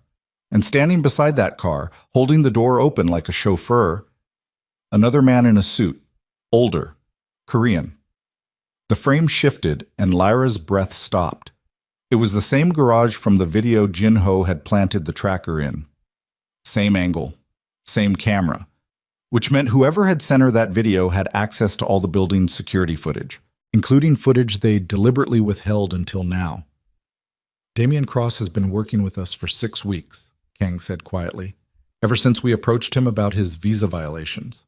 We offered him immunity and a path to permanent residency in exchange for information about Lucien Juan." The room tilted sideways. "He gave us everything, how you met Lucien, where you were staying, your routines. He even volunteered to be bait tonight, said it would be poetic justice. You'd try to save him and we'd have proof of your complicity in Lucien's organization." Lyra couldn't breathe, couldn't think. Her brain was trying to process too many betrayals at once. Damien, working with police, using her escape as an opportunity to destroy the man who'd helped her. The bruises? She managed. Makeup? The zip ties? Stage props? The entire hostage situation was theater designed to force Lucien's hand. Kang's voice was almost gentle now. "You were never saving Damien, Miss Vale. You were walking into a trap he helped build." Lyra's hands curled into fists on the table. 2 years. 2 years of abuse and control and systematic destruction. And when she'd finally escaped, Damien had found a way to weaponize even that. "Where is he now?" Her voice came out flat. "Dead. In protective custody, he'll testify at trial." "And if I don't testify?" Then he's our only witness. And his story is that you were Lucy Yen's girlfriend, that you willingly participated in everything, that you helped plan Victor's murder and Jinho's execution. Kong paused. But if you testify first, tell your side of the story, explain how Lucian manipulated you, then you become the victim instead of the accomplice. Lyra looked at the photo of Jinho's body, at the blood spreading across concrete, at the life Lucian had ended without hesitation. I need to see him, she said, face to face. Then I'll decide. Kang considered this, finally nodded. 10 minutes. Supervised. And Miss Vale? He waited until she met his eyes. Think very carefully about what loyalty is worth. Because the man you're protecting, he wouldn't hesitate to throw you away if the situation were reversed. They led her through the station in handcuffs. Cops stared, whispered. She was a spectacle now. The foreign woman who'd gotten tangled up with Seoul's most notorious crime lord. The holding cells were in the basement, concrete walls, metal bars, the smell of human misery. They walked past several cells occupied by men in various states of despair before stopping at the last one. Lucian sat on a narrow bench, forearms resting on his knees, staring at nothing. He'd been cleaned up, the blood washed away, torn clothes replaced with a gray prisoner's uniform. But his face was a map of damage. Split lip, bruised jaw, one eye swollen nearly shut. They'd worked him over, not enough to be called torture, just enough to make a point. He looked up when they approached, gray eyes finding hers through the bars. Something shifted in his expression. Relief, maybe, or fear, or just exhaustion. 5 minutes, the guard said, unlocking a small consultation room adjacent to the cell. They put Lyra inside and brought Lucian in after, cuffing him to a metal ring bolted to the table. Then they left, locking the door behind them. Glass windows showed guards watching from outside, cameras in the corners. Nothing private about this conversation. You're hurt, Lucian said. So are you. They wanted to know about my organization. I told them to fuck themselves in 3 languages. Despite everything, Lyra almost smiled. That's stupid. Probably. He leaned back as far as the cuffs allowed. They offer you a deal? Yes. You should take it. Just like that? Just like that. His voice was matter of fact. Testify. Say I manipulated you. Say I threatened you. Whatever they need to hear. Get yourself deported instead of imprisoned. And you? I was always going to end up here eventually. At least this way one of us walks away. Lyra studied his face, looking for the lie, the manipulation, the carefully constructed narrative Kang had warned her about. All she saw was exhaustion. Damien was working with them, she said. The whole hostage thing was fake. He set us up. Lucian's jaw tightened. I know. You know? I figured it out about an hour ago. Jinho being a police informant didn't make sense. He was too good at his job, too trusted. Then I realized he wasn't Victor's plant. He was theirs.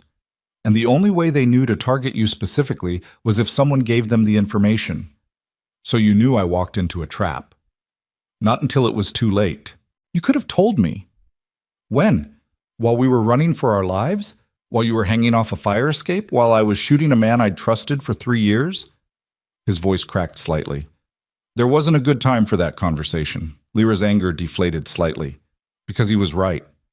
Everything had moved too fast, too chaotic. By the time any of them understood what was really happening, they were already in the trap. Kang says you don't love me, she said. Says the story about your mother is just marketing, that you manipulated me from the start. Lucien was quiet for a long time. Maybe he's right, he said finally. That hurt worse than she'd expected. Maybe I did manipulate you, Lucien continued. Maybe keeping you close was always about proving something to myself. That I could keep my mother's promise, that I wasn't completely lost.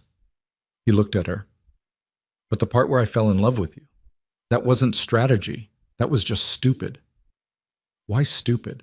Because love is a weakness in my world. And Victor proved that the second he kicked in my door. Lucien's hands curled into fists on the table. Kang's right about one thing. Men like me don't get happy endings. We get cells or bullets or worse. And anyone stupid enough to love us gets dragged down too. So you're saying I should testify? I'm saying you should save yourself by destroying you. I'm already destroyed. Have been since I was 17 and watched my mother die and inherited my father's empire. You're just late to realize it. Lyra wanted to scream at him, wanted to grab him and shake him, and demand he fight back instead of just accepting this ending like it was inevitable. But looking at him now, battered, cuffed, already looking like he belonged behind bars, she wondered if maybe he'd been right all along. Maybe some people were just meant to burn. I have a question, she said. All right. That first night, in the rain, if you could go back and walk away instead of helping me, would you? Lucien didn't hesitate. No. Why not? Because for 5 years I've been asking myself if my mother's promise was worth keeping, if helping people made any difference in a world this broken. And then you appeared and gave me an answer. What answer? That maybe one person is enough. His voice was rough now. Maybe saving one person from the rain is worth everything that came after. Even this. Lyra's throat closed up. The door opened. Director Kang stood in the entrance. Time's up. Wait, Lyra started. You've had your conversation. Now it's time to make a choice. Kang's expression was implacable. Testify or don't, but decide now. Lyra looked at Lucien one last time, at the man who'd saved her from Damien, who'd given her back pieces of herself she'd thought were lost, who'd killed for her and died for her and was sitting here telling her to betray him. She stood up. I'll testify, she said. Lucien's expression didn't change, just nodded once like he'd expected nothing else. Smart choice, Kang said. They led her back upstairs to a different room, nicer furniture. Coffee that didn't taste like industrial runoff. A stenographer to record her statement. Kang sat across from her with a fresh legal pad and an expression that suggested he'd won something. Start from the beginning, he said. The night you met Lucien Juan. Lyra took a breath. I met him in the rain, she began. I was running from my abusive ex-boyfriend, Damien Cross. I grabbed the first person I saw and begged him to pretend he knew me. And that person was Lucien Juan. Yes. What happened next? Lyra told them everything. The penthouse, the panic room, Victor's betrayal, the Golden Phoenix, Jinho's death. She laid it all out in clinical detail, watching Kang's pen move across paper, building the case that would destroy Lucien completely. Except she changed one detail. A small thing. Barely noticeable. She said Lucien had shot Jinho in self-defense, that Jinho had drawn first, that it happened so fast she couldn't be sure who'd moved when. It wasn't much. Probably wouldn't matter in the end. But it was something. 3 hours later, they were done. Lyra signed the statement with shaking hands. Kang looked satisfied in the way predators looked when they'd finally cornered prey. Good, he said. This will be enough to put Lucien away for 20 years minimum. Possibly life. And me? Deportation. You'll be on a plane to Detroit by Friday. Your visa's already been revoked. You're done in Korea. Done in Korea. Done with Lucien. Done with the entire nightmare that started when she'd grabbed a stranger in the rain. Can I see him again? She asked. No, you're a witness now. Contact is prohibited. Just for a minute, please. Kang studied her, finally sighed. 2 minutes, supervised. And Miss Vale, don't do anything stupid.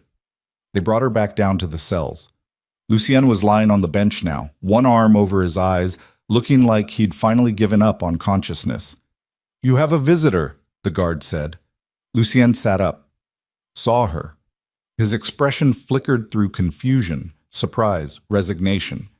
I testified, Lyra said through the bars. I know.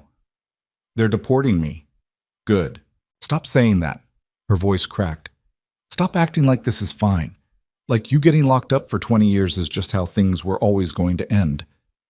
It is how things were always going to end. No, you chose this. You chose to help me that night. Chose to let me stay. Chose to... She stopped. Too many guards listening. Too many cameras recording. Lucien stood and crossed to the bars. They were close now. Close enough to touch, if not for the metal between them. I need you to understand something, he said quietly. These last 5 days with you? They're the only time in 15 years I felt like something other than what my father made me. So yeah, 20 years in prison sounds bad, but 5 days of being human? That's worth it. Lucien, Go home, Lyra. Go back to Detroit. Finish your research. Help people the way my mother wanted to help people. And don't look back at this. How am I supposed to just forget? You'll figure it out. You're stronger than you think. The guard was approaching, time running out. I'm sorry, Lyra whispered. Don't be. Lucien pressed his palm against the bars. After a moment, Lyra pressed hers against the other side, as close to touching as they could get. Go be the person you were supposed to become. Before Damien, before me, before all of this. Promise me. I promise. The guard grabbed her arm. Time's up. They pulled her away. She looked back once as they led her down the corridor. Lucien stood at the bars watching her go with an expression that looked almost like peace. Then she turned the corner and he disappeared.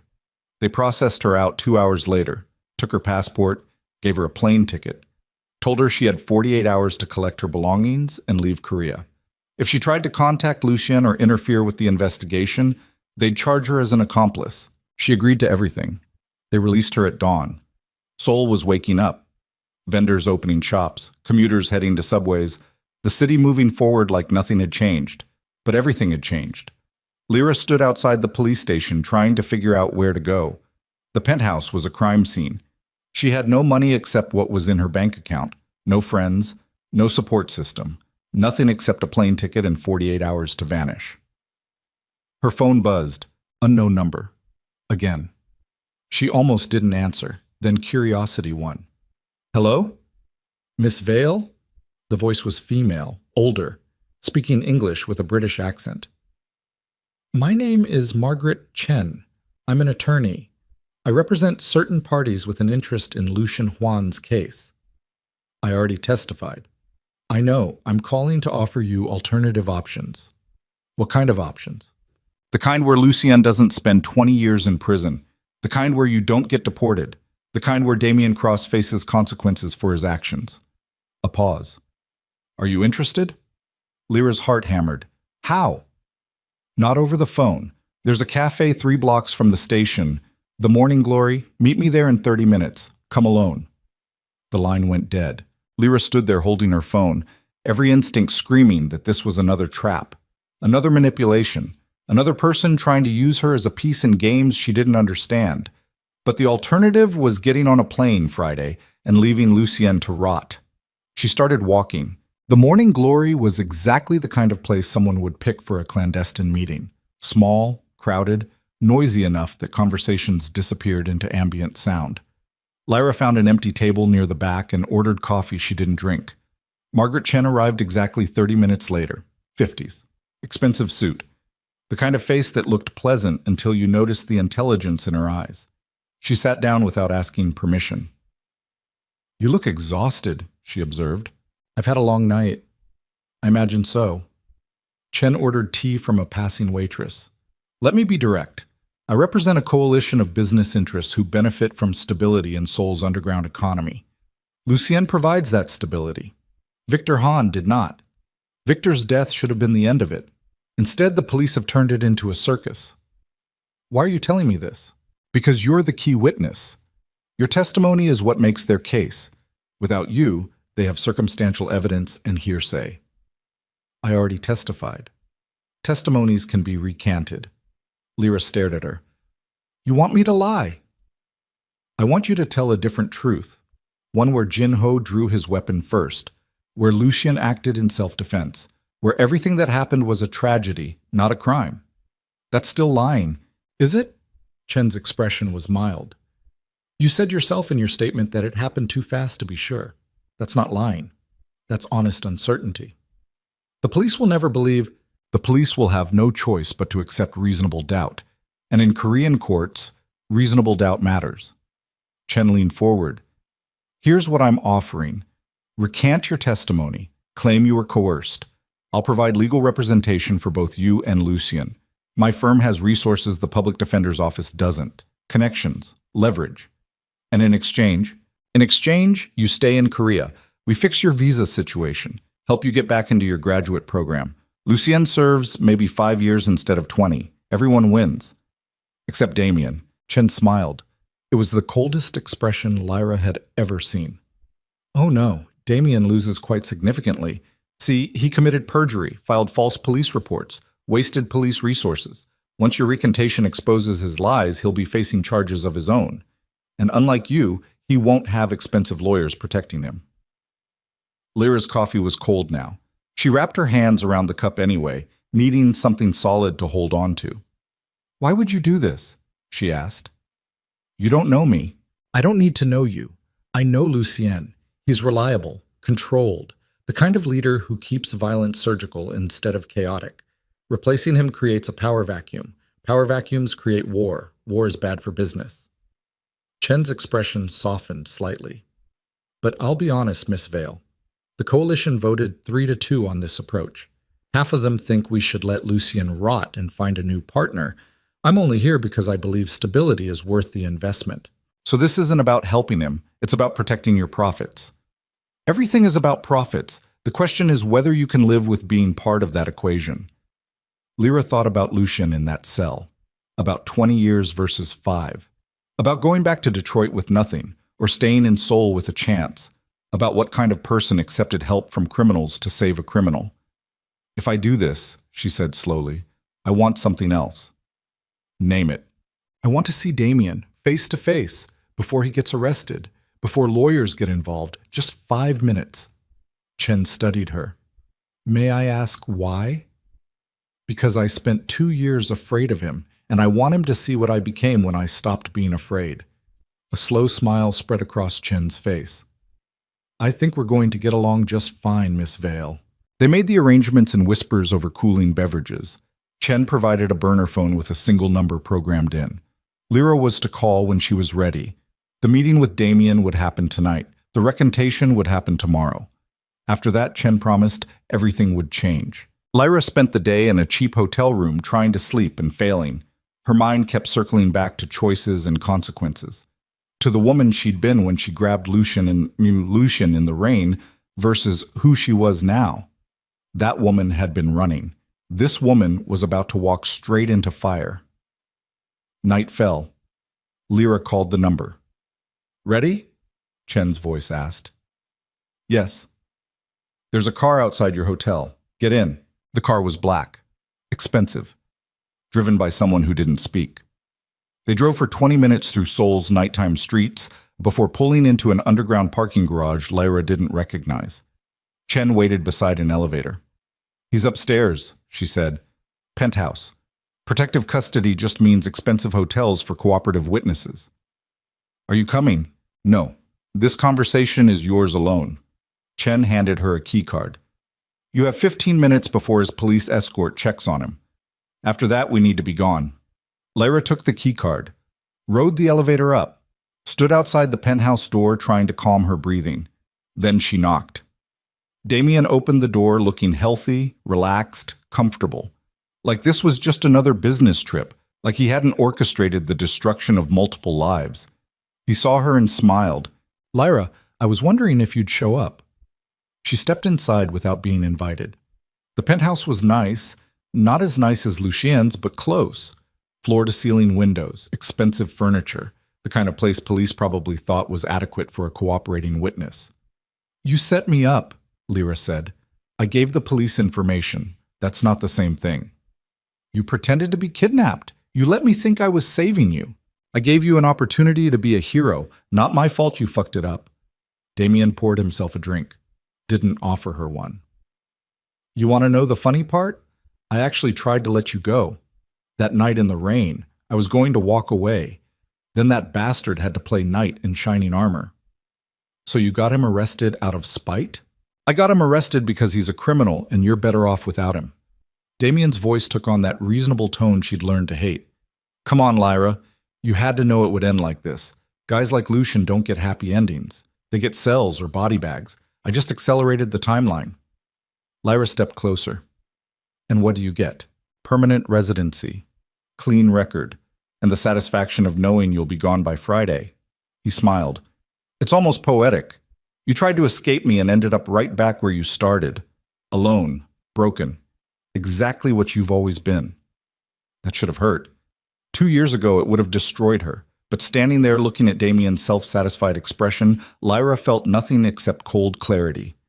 "You're right," she said quietly. "Guys like Lucien don't get happy endings. Finally you see sense. But neither do you." Damien's smile faltered. "What?" "I'm recanting my testimony. Tomorrow morning. Going to tell the police I was coerced, that I was confused, that everything I said was influenced by exhaustion and fear and pressure. They'll never believe. They'll have to consider reasonable doubt. And reasonable doubt means Lucien walks, or at least gets a reduced sentence." Lyra stepped closer. "But you? You filed false reports, committed perjury, wasted police resources. When my recantation exposes that, you're the one going to prison." Damien's face went pale. "You're bluffing." "Am I? You spent 2 years teaching me to lie, teaching me to perform, teaching me to be whoever I needed to be to survive." She smiled. "Congratulations, I learned." "They'll deport you." "Maybe. Or maybe the expensive lawyers I've retained will fix my visa issues. Either way, I won't be your victim anymore." Damien's hand moved toward his phone. Lyra grabbed it first, threw it across the room where it shattered against the wall. "You're insane," Damien breathed. "No, I'm done being afraid." Lyra headed for the door, stopped, looked back. "Oh, and Damien, that police escort you have? He's outside for another 8 minutes. After that, you're on your own. And a lot of people in this city are very unhappy with how you've been cooperating with police." She left him standing there trying to process the threat.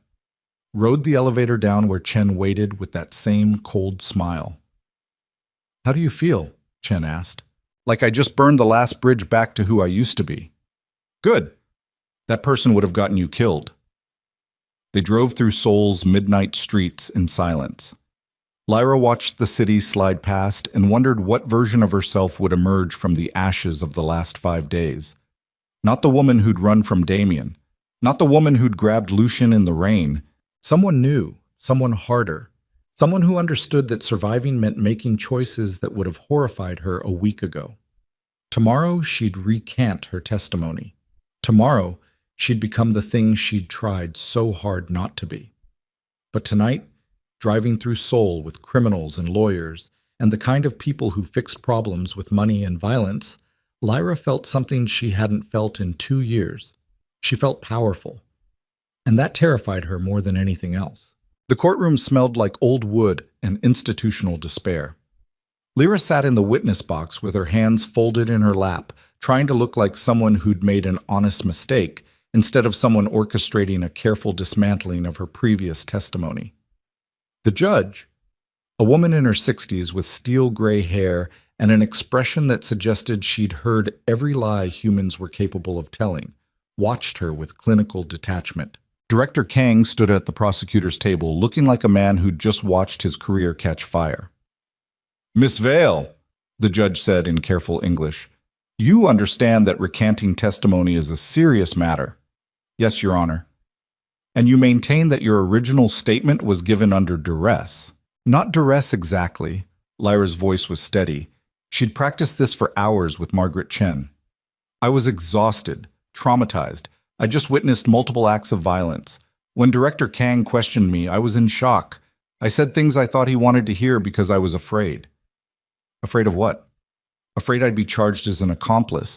Afraid I'd never see my home again. Afraid of—" She paused. Let her voice crack slightly. "Afraid of everything." The judge made notes.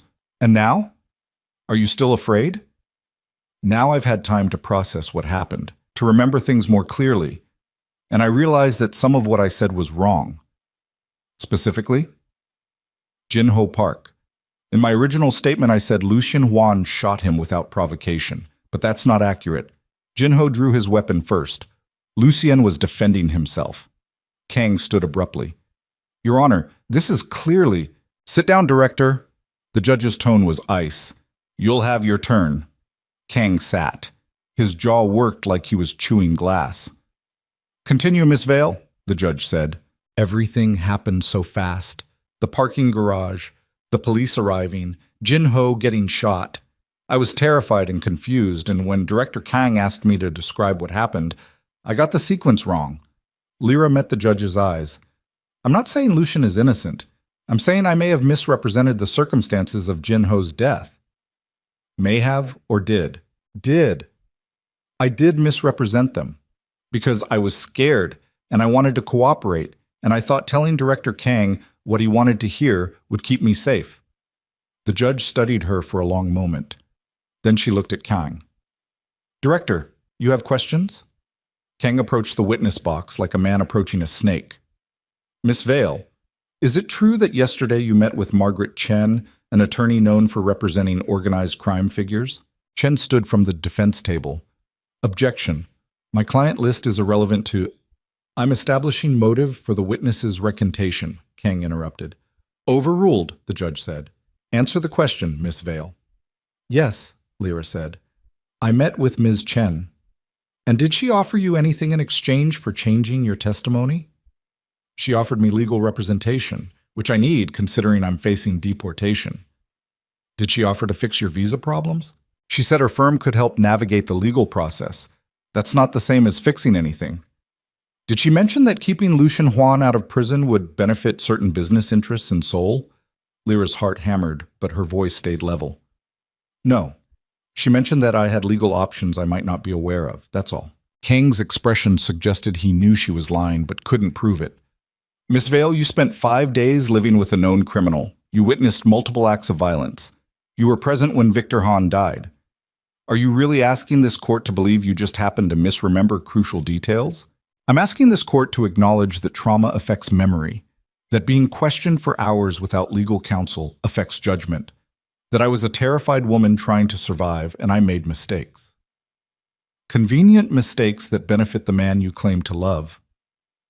I never claimed to love him, Lyra said quietly. I said he helped me escape an abusive situation. That's not the same thing. But you did develop feelings for him. I developed gratitude, respect, maybe affection. But Director Kang, if you're asking whether those feelings would make me commit perjury, the answer is no. I'm recanting because my original testimony was inaccurate, not because I'm trying to save anyone. It was a good lie, clean, simple, wrapped in just enough truth to be believable. The judge clearly didn't believe a word of it, but that didn't matter. What mattered was reasonable doubt, and Lyra had just created enough of it to make Lucian's self-defense argument plausible. Anything else, Director? The judge asked. Kang looked like he wanted to scream. Instead, he said, No, Your Honor. Miss Vale, you're dismissed. But understand this. If I discover you've committed perjury in either your original testimony or this recantation, I will pursue charges to the fullest extent of Korean law. Do you understand? Yes, Your Honor. Then we're adjourned. I'll render my decision on Mr. Huan's bail hearing tomorrow morning. The gavel came down like a gunshot. Chen met Lyra outside the courtroom with an expression that might have been satisfaction or just professional competence. Well done, she said quietly. Did it work? The judge will grant bail. She has to now. Reasonable doubt means Lucian's not a flight risk for first-degree murder. He'll still face charges, but nothing that requires pre-trial detention. And Damien? Chen's smile was cold. Damien Cross was arrested this morning. Perjury, filing false reports, obstruction of justice. His lawyer is a public defender who graduated law school 6 months ago. He's looking at 3 to 5 years. Lyra should have felt triumph, victory. The man who'd terrorized her for 2 years was finally facing consequences. Instead, she just felt empty. What happens now? She asked. Now we wait for bail to be posted. Lucien will be released by tonight. Then we begin preparing for trial. How long will that take? 8 months, maybe a year. Korean courts move slowly, but with your recantation and our resources, we'll negotiate it down to manslaughter. 5 years suspended sentence, probation, heavy fines. He'll be effectively retired from his previous business interests, but he'll be free. And me? Your visa gets sorted this week. We'll get you a student visa sponsored through your graduate program. You can stay in Korea as long as you're enrolled. Chen paused. After that, it's up to you whether you want to maintain contact with Lucien or cut ties completely. My firm's job ends when his trial does. Lyra nodded, tried to process what freedom looked like now, what staying in Seoul meant, what kind of person she'd become in the process of surviving the last 6 days. Can I see him? She asked. When he gets out? That's not advisable. You're still technically witnesses in each other's cases. I don't care about advisable. Can I see him? Chen studied her, finally sighed. He'll be released from Seoul Detention Center around 8 p.m. If you happen to be in that area at that time, I couldn't stop you from a chance encounter. Thank you. Don't thank me yet, Miss Vale. You're about to discover that winning sometimes feels a lot like losing. Chen was right. Lyra spent the afternoon in her hotel room trying to figure out what she'd say to Lucian when she saw him, trying to reconcile the woman who'd grabbed a stranger in the rain with the woman who'd just committed perjury to save him, trying to decide if those were even different people anymore. At 7 p.m., she took a cab to the detention center, waited outside in the gathering darkness while Seoul moved around her, couples holding hands, families heading to dinner, normal people living normal lives that didn't involve courtrooms and criminals, and choices that stained your soul. At 8:15, the main doors opened. Lucien emerged looking like someone who'd been hollowed out and not quite refilled. He'd lost weight. The bruises had faded to greenish-yellow shadows. He wore the same clothes he'd been arrested in 5 days ago, torn, blood-stained, wrong for someone walking free. He saw her and stopped. For a long moment, they just stood there on opposite sides of the sidewalk while people streamed past. Then Lucien crossed the distance slowly, like he wasn't sure she was real. You recanted, he said. Yes. Chen told me, said you saved my life. Chen saved your life, I just stopped making it worse. That's not how she described it. Chen's a lawyer. They're professionally obligated to lie. Lucien almost smiled. It looked wrong on his face after everything. Why did you do it? Because you were right. About your mother's promise. About one person being enough. Lyra's throat was tight. And because letting you rot for 20 years felt like letting Damien win. I'm done letting him win. Damien got arrested. I know. You did that too? Chen did that. I just stopped protecting him. That's not what I heard. I heard you visited him the night before your recantation. Had a conversation that scared him badly enough to try fleeing the country. Lyra didn't respond. What did you say to him? Lucien asked quietly. The truth. That he'd taught me too well. That the victim he'd spent 2 years creating had learned to bite back. She met his eyes. And that people in your world were very interested in his cooperation with police. You threatened him. I informed him of risks he might not have considered. Lyra, don't. Her voice was sharp. Don't tell me that was wrong. Don't tell me I shouldn't have. You don't get to judge the choices I made to survive. Lucien studied her face. You're different. Everything's different. I'm sorry. For what? For being the catalyst that turned you into someone who threatens people in hotel rooms. You didn't turn me into anything. I chose this. Every step. Lyra looked away. Maybe that's what surviving in your world means. Making choices that change you until the person you were doesn't exist anymore. Or maybe it means discovering who you always were underneath the fear. Is that supposed to make me feel better? No, it's supposed to make you understand that you're not corrupted. You're just finally honest. They stood in silence for a moment. Seoul's night sounds filling the space between them.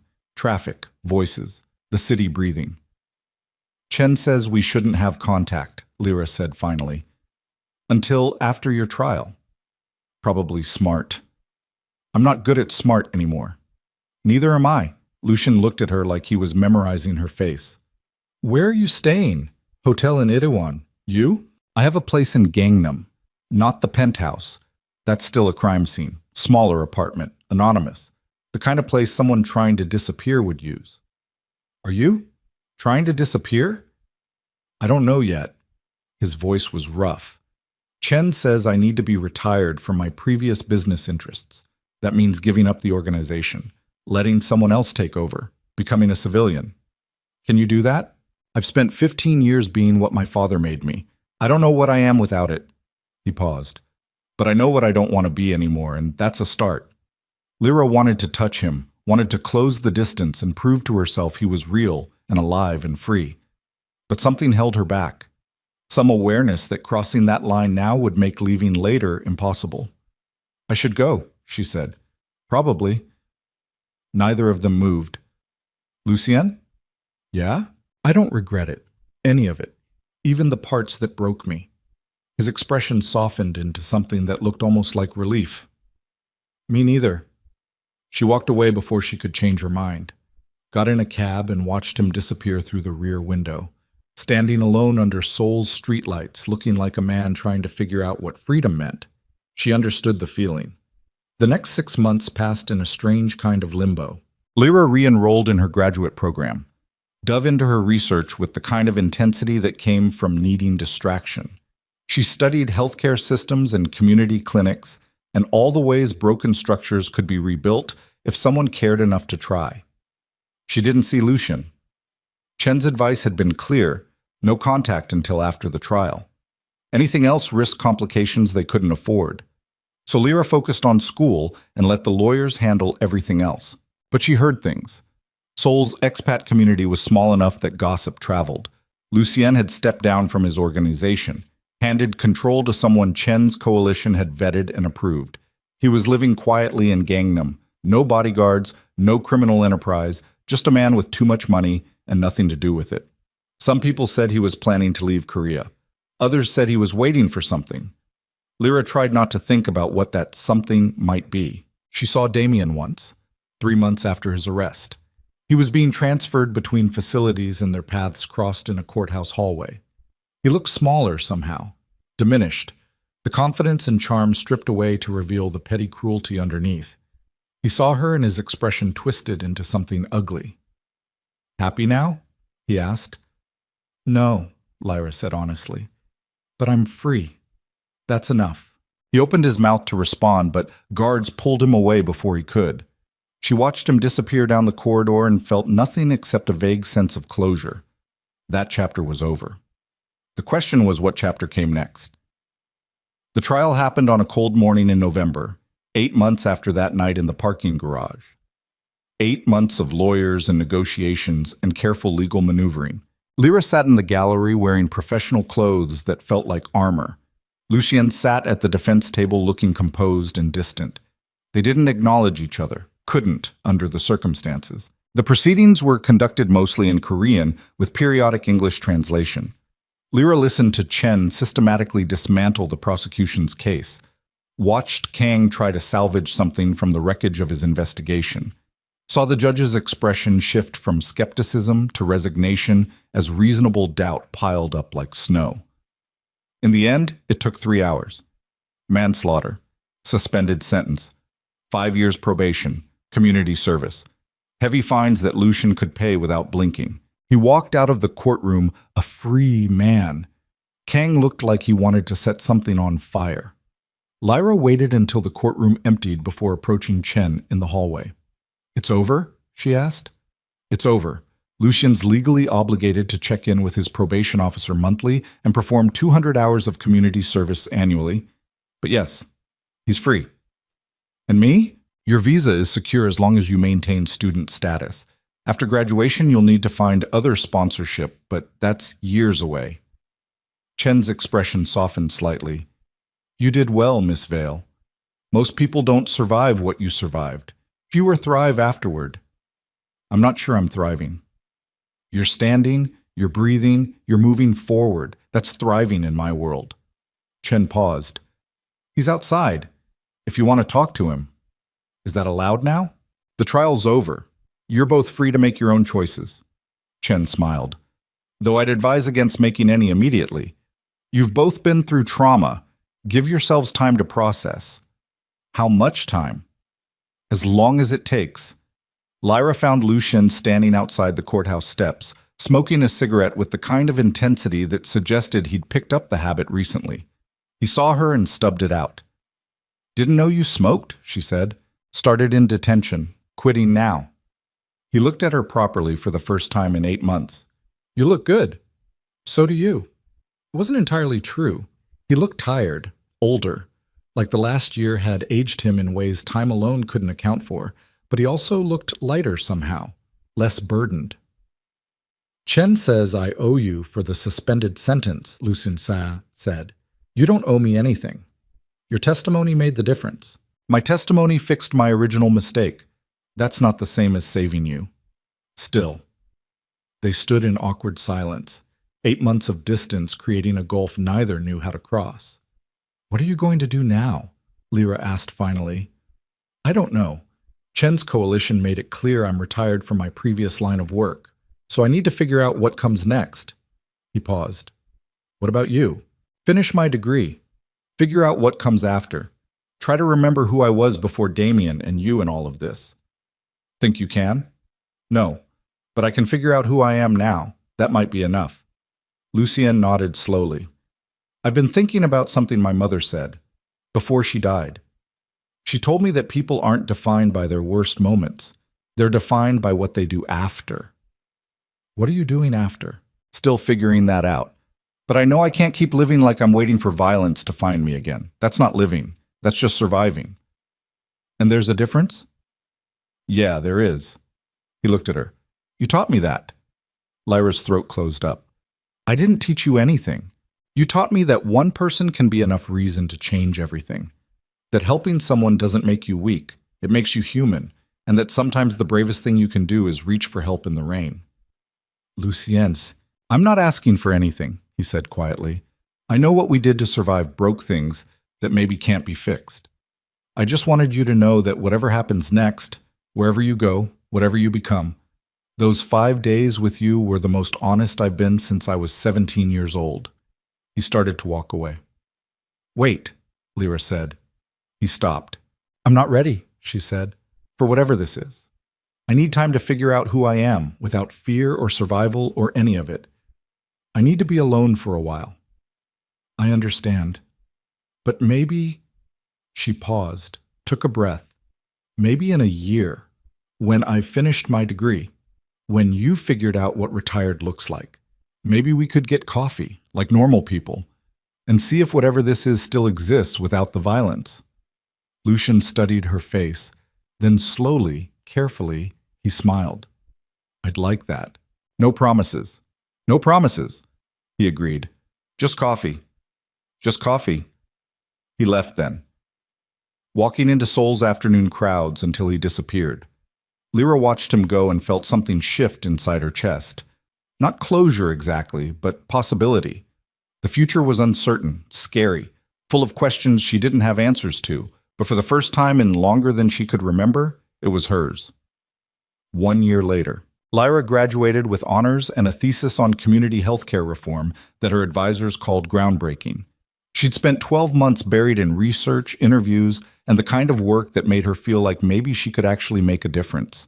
She still had nightmares sometimes, still flinched at loud noises, still carried scars from everything that happened, but she also laughed more, slept better, had friends who didn't know anything about her past except that she'd been through something difficult and survived it. On a Tuesday morning in November, exactly 1 year after Lucien's trial, she got a text from an unknown number. "Coffee?" Just that.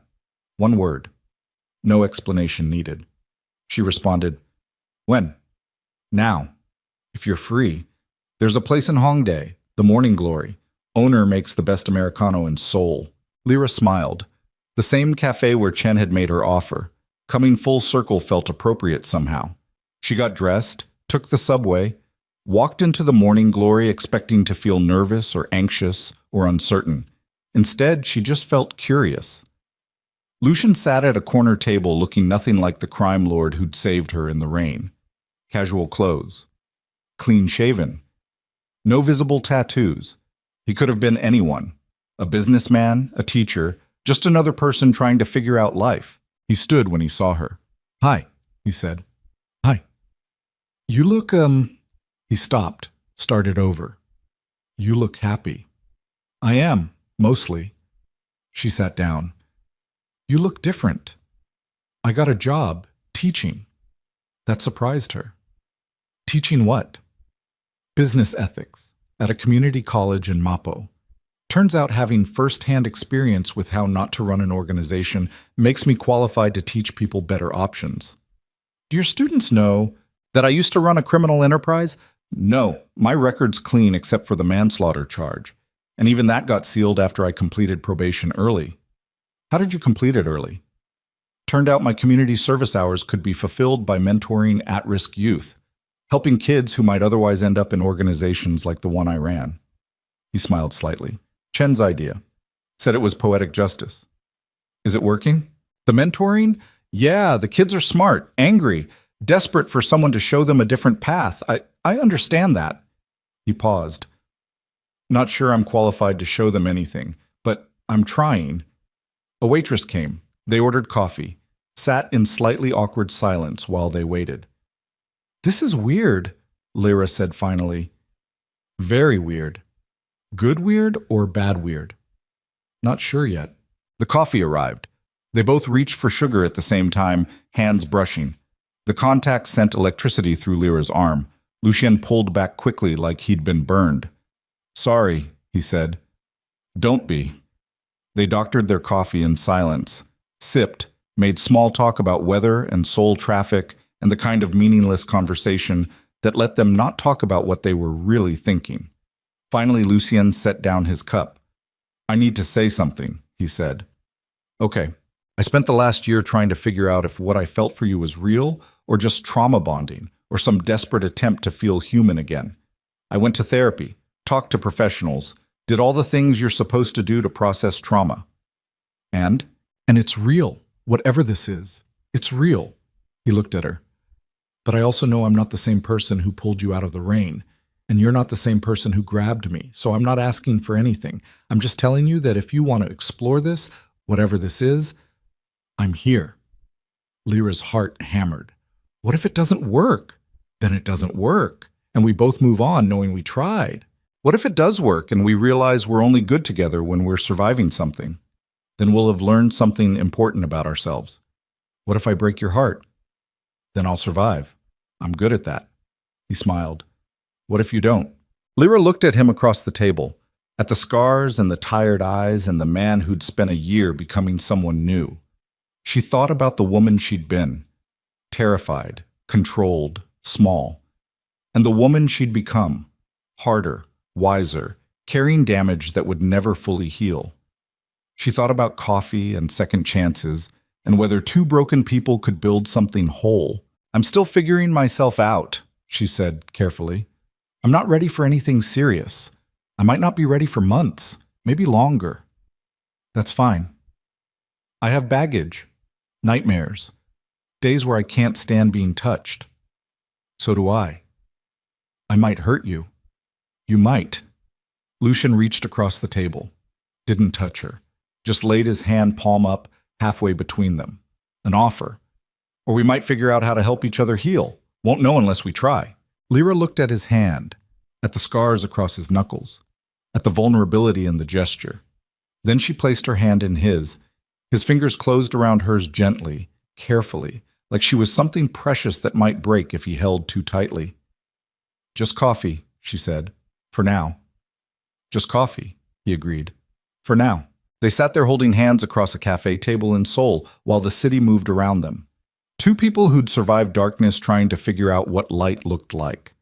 It wasn't perfect, wasn't easy, wasn't the kind of love story that ended with fireworks and certainty. But it was real, and real was enough. 6 months after that first coffee, Lucien asked Lyra to marry him. They were standing in a park in Mapo, the same neighborhood where he'd grown up, where his mother had dreamed of helping people before cancer took those dreams away. It was raining. Because, of course, it was raining. This is insane, Lyra said. We've only been officially dating for 6 months. We've known each other 2 years, survived things most couples never experience, broken and rebuilt ourselves while figuring out if this was real. Lucien was still on one knee, rain soaking through his jacket. I know it's fast, but I also know I don't want to spend another day wondering if we're going to work. I want to actively work at it. With you. If you'll have me. What if we're only good at trauma and chaos? Then we'll be bored together. Sounds nice, honestly. What if I'm still too broken? Then we'll be broken together until we're not. Lyra looked down at him, at the man who'd saved her and destroyed her and helped her rebuild herself into someone stronger, at the rain sliding down his face, at the ring in his hand. Simple, practical, nothing like the ostentatious jewelry his old life would have demanded. This is a terrible idea, she said. Probably. We're going to fight. I'm going to have bad days. You're going to have bad days. I know. I might always be a little broken. So will I. But you're asking anyway. I'm asking anyway. Lyra pulled him to his feet, kissed him in the rain, tasted salt and water and 2 years of surviving together. Yes, she whispered against his mouth. You ridiculous man. Yes. They got married 3 months later in a ceremony so small it barely qualified as one. Just them, Chen as officiant, 2 witnesses they'd paid off the street, and vows they wrote themselves in a courthouse that smelled like floor polish and paperwork. Afterward, they opened a restaurant. It started as a joke. Lyra mentioned that Lucien's cooking was the first thing that had made her feel safe in his penthouse. He said her grandmother's recipes, the ones she'd described from Detroit, sounded like the kind of food his mother used to make. Then Chen mentioned that one of her clients owned a building in Mapo with a vacant street-level space. 6 months later, the Morning Glory opened its doors. It was small, 15 tables. A menu that blended Southern American comfort food with Korean home cooking in ways that shouldn't have worked but did.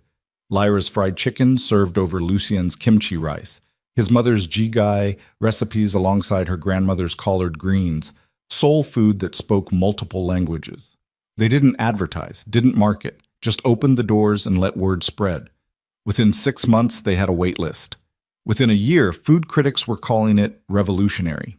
But that wasn't why they kept doing it. They kept doing it because every night the restaurant filled with people looking for comfort, for warmth, for the kind of food that felt like home, even if you'd never been there. They kept doing it because feeding people who needed feeding felt like keeping a promise, his mother's promise, about helping when someone reached out, about being the solid thing someone could grab onto in the storm. Lyra worked front of house, managing reservations and greeting guests and making sure everyone felt welcome. She was good at it, reading people, understanding what they needed before they knew themselves. Lucien ran the kitchen, quiet and focused, and occasionally yelling at line cooks in Korean when they fucked up his mother's recipes. He was good at it too, creating order from chaos, turning raw ingredients into something nourishing.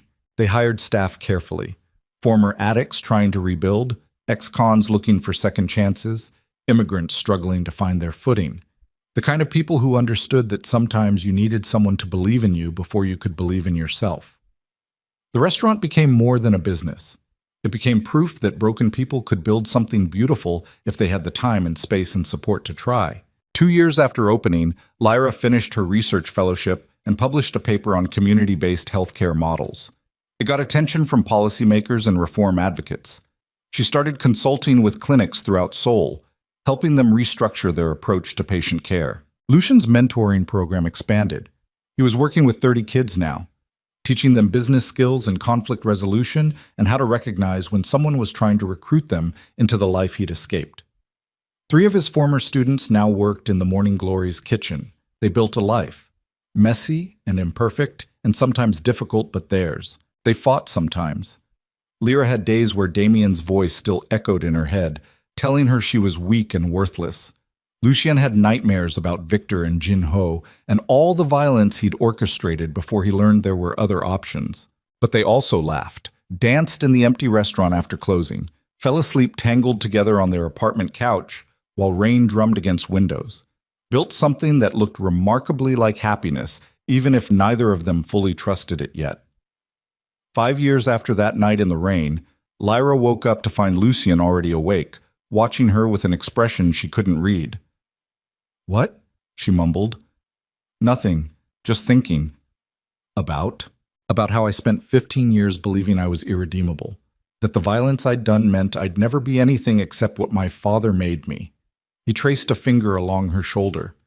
"And then you grabbed me in the rain and refused to let me stay buried in that story. I didn't do anything. You chose to change. You gave me a reason to choose." He kissed her forehead. "I've been meaning to tell you something." "Sounds ominous." "It's not. It's just—" He paused. "I found my mother's grave last week. First time I'd visited since the funeral, put flowers on it, told her about the restaurant, about you, about the kids I'm mentoring." Lyra's throat tightened. "What did you say?" "I said I was sorry it took me so long to understand what she meant. About helping people. About that being the thing that separates humans from monsters." His voice was rough now. And I said thank you for making me promise, because that promise led me to you, and you led me to this life. And this life is the first one that's ever felt worth living. Lyra kissed him, tasted salt and realized he was crying. Or maybe she was. Hard to tell when you were this tangled together. She'd be proud of you, Lyra whispered. I hope so. I know so.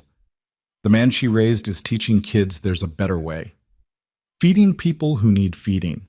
Building something good from the ashes of something terrible. That's exactly what she wanted. They lay there holding each other while Sol woke up outside their window. Somewhere in the city, the morning glory was being prepped for the dinner service. Former criminals and recovering addicts and people rebuilding their lives were chopping vegetables and preparing stocks and setting tables. Somewhere in Seoul, Damien was serving the third year of his sentence, learning what consequences tasted like. Somewhere in the city's underground, Chen's coalition maintained the careful balance that kept violence surgical instead of chaotic. But here in this apartment, Lyra and Lucien were just two people who'd found each other in the rain and decided that surviving wasn't enough. They wanted to live. And so they did. 7 years after grabbing a stranger in the rain, Lyra stood in the Morning Glory's kitchen helping prep for what would be their busiest night yet. A food critic from New York was visiting. But that wasn't what had her nervous. She was pregnant. 3 months. Just starting to show. They hadn't told anyone yet. Not the staff, not Chen, not the kids Lucien mentored, just them, holding this secret carefully like the precious, terrifying thing it was. You okay? Lucien asked, noticing her hands trembling as she chopped vegetables. Nervous. About tonight? About everything. She set down the knife. What if we fuck this up? What if we're terrible parents? What if we pass on all our damage to this kid? Lucien moved behind her, hands settling on her shoulders. Then we'll fuck it up together and get therapy and do our best to raise someone who knows they're loved. That's all anyone can do. Your best involves teaching a human to navigate a world that's still full of violence and cruelty and people like we used to be. My best involves showing a human that there's another way, that you can survive darkness and still choose light, that broken people can build beautiful things if they're willing to do the work. He turned her to face him. Look around, Lyra. This restaurant, these people, this life we built. This is proof that change is possible. That's what we'll teach them. Lyra looked around the Morning Glory, at the staff who'd become family, at the customers who came back week after week because the food tasted like home, at the physical proof that two people who should have destroyed each other had somehow built something nourishing instead. We're really doing this, she said. Yeah, we are. It's terrifying. It's also amazing. The dinner service that night was chaos in the best way. The critic loved everything. The kitchen staff performed like a symphony. Customers laughed and ate and left happy. And Lyra stood in the doorway between front of house and kitchen, watching it all unfold, one hand resting on her stomach where new life was growing, and thought about promises. About the promise Lucien's mother had made him make, about helping people when they reached out, about being solid enough to be grabbed in the storm, about the promise she'd made to herself, to never be small again, to never let fear win, about the promise she and Lucien were making to the person growing inside her, to show them that survival was just the beginning, that the real work was figuring out how to live after. The restaurant closed at midnight. They sent the staff home with leftovers and bonuses, cleaned the kitchen together in comfortable silence, locked the door behind them, and stood on the street looking at their reflection in the window. You ready to go home? Lucien asked. Lyra looked at him, at the man who'd saved her and broken her and helped her rebuild stronger, at the life they'd built from ashes and rain and one desperate choice in the darkness. I'm already home, she said. And she was. Not because of the restaurant or the apartment or Seoul itself, but because home had stopped being a place and started being a person, a promise, a choice they made every day to build something worth keeping. They walked through Seoul's midnight streets hand in hand. Rain started falling halfway home because of course it did. But this time when the storm came, Lyra didn't run from it. She just pulled Lucien closer and kept walking. Because she'd learned something in the years since that desperate night. Rain wasn't the enemy. Fear wasn't the end. They were just weather you had to move through to reach what came after. And what came after was worth everything.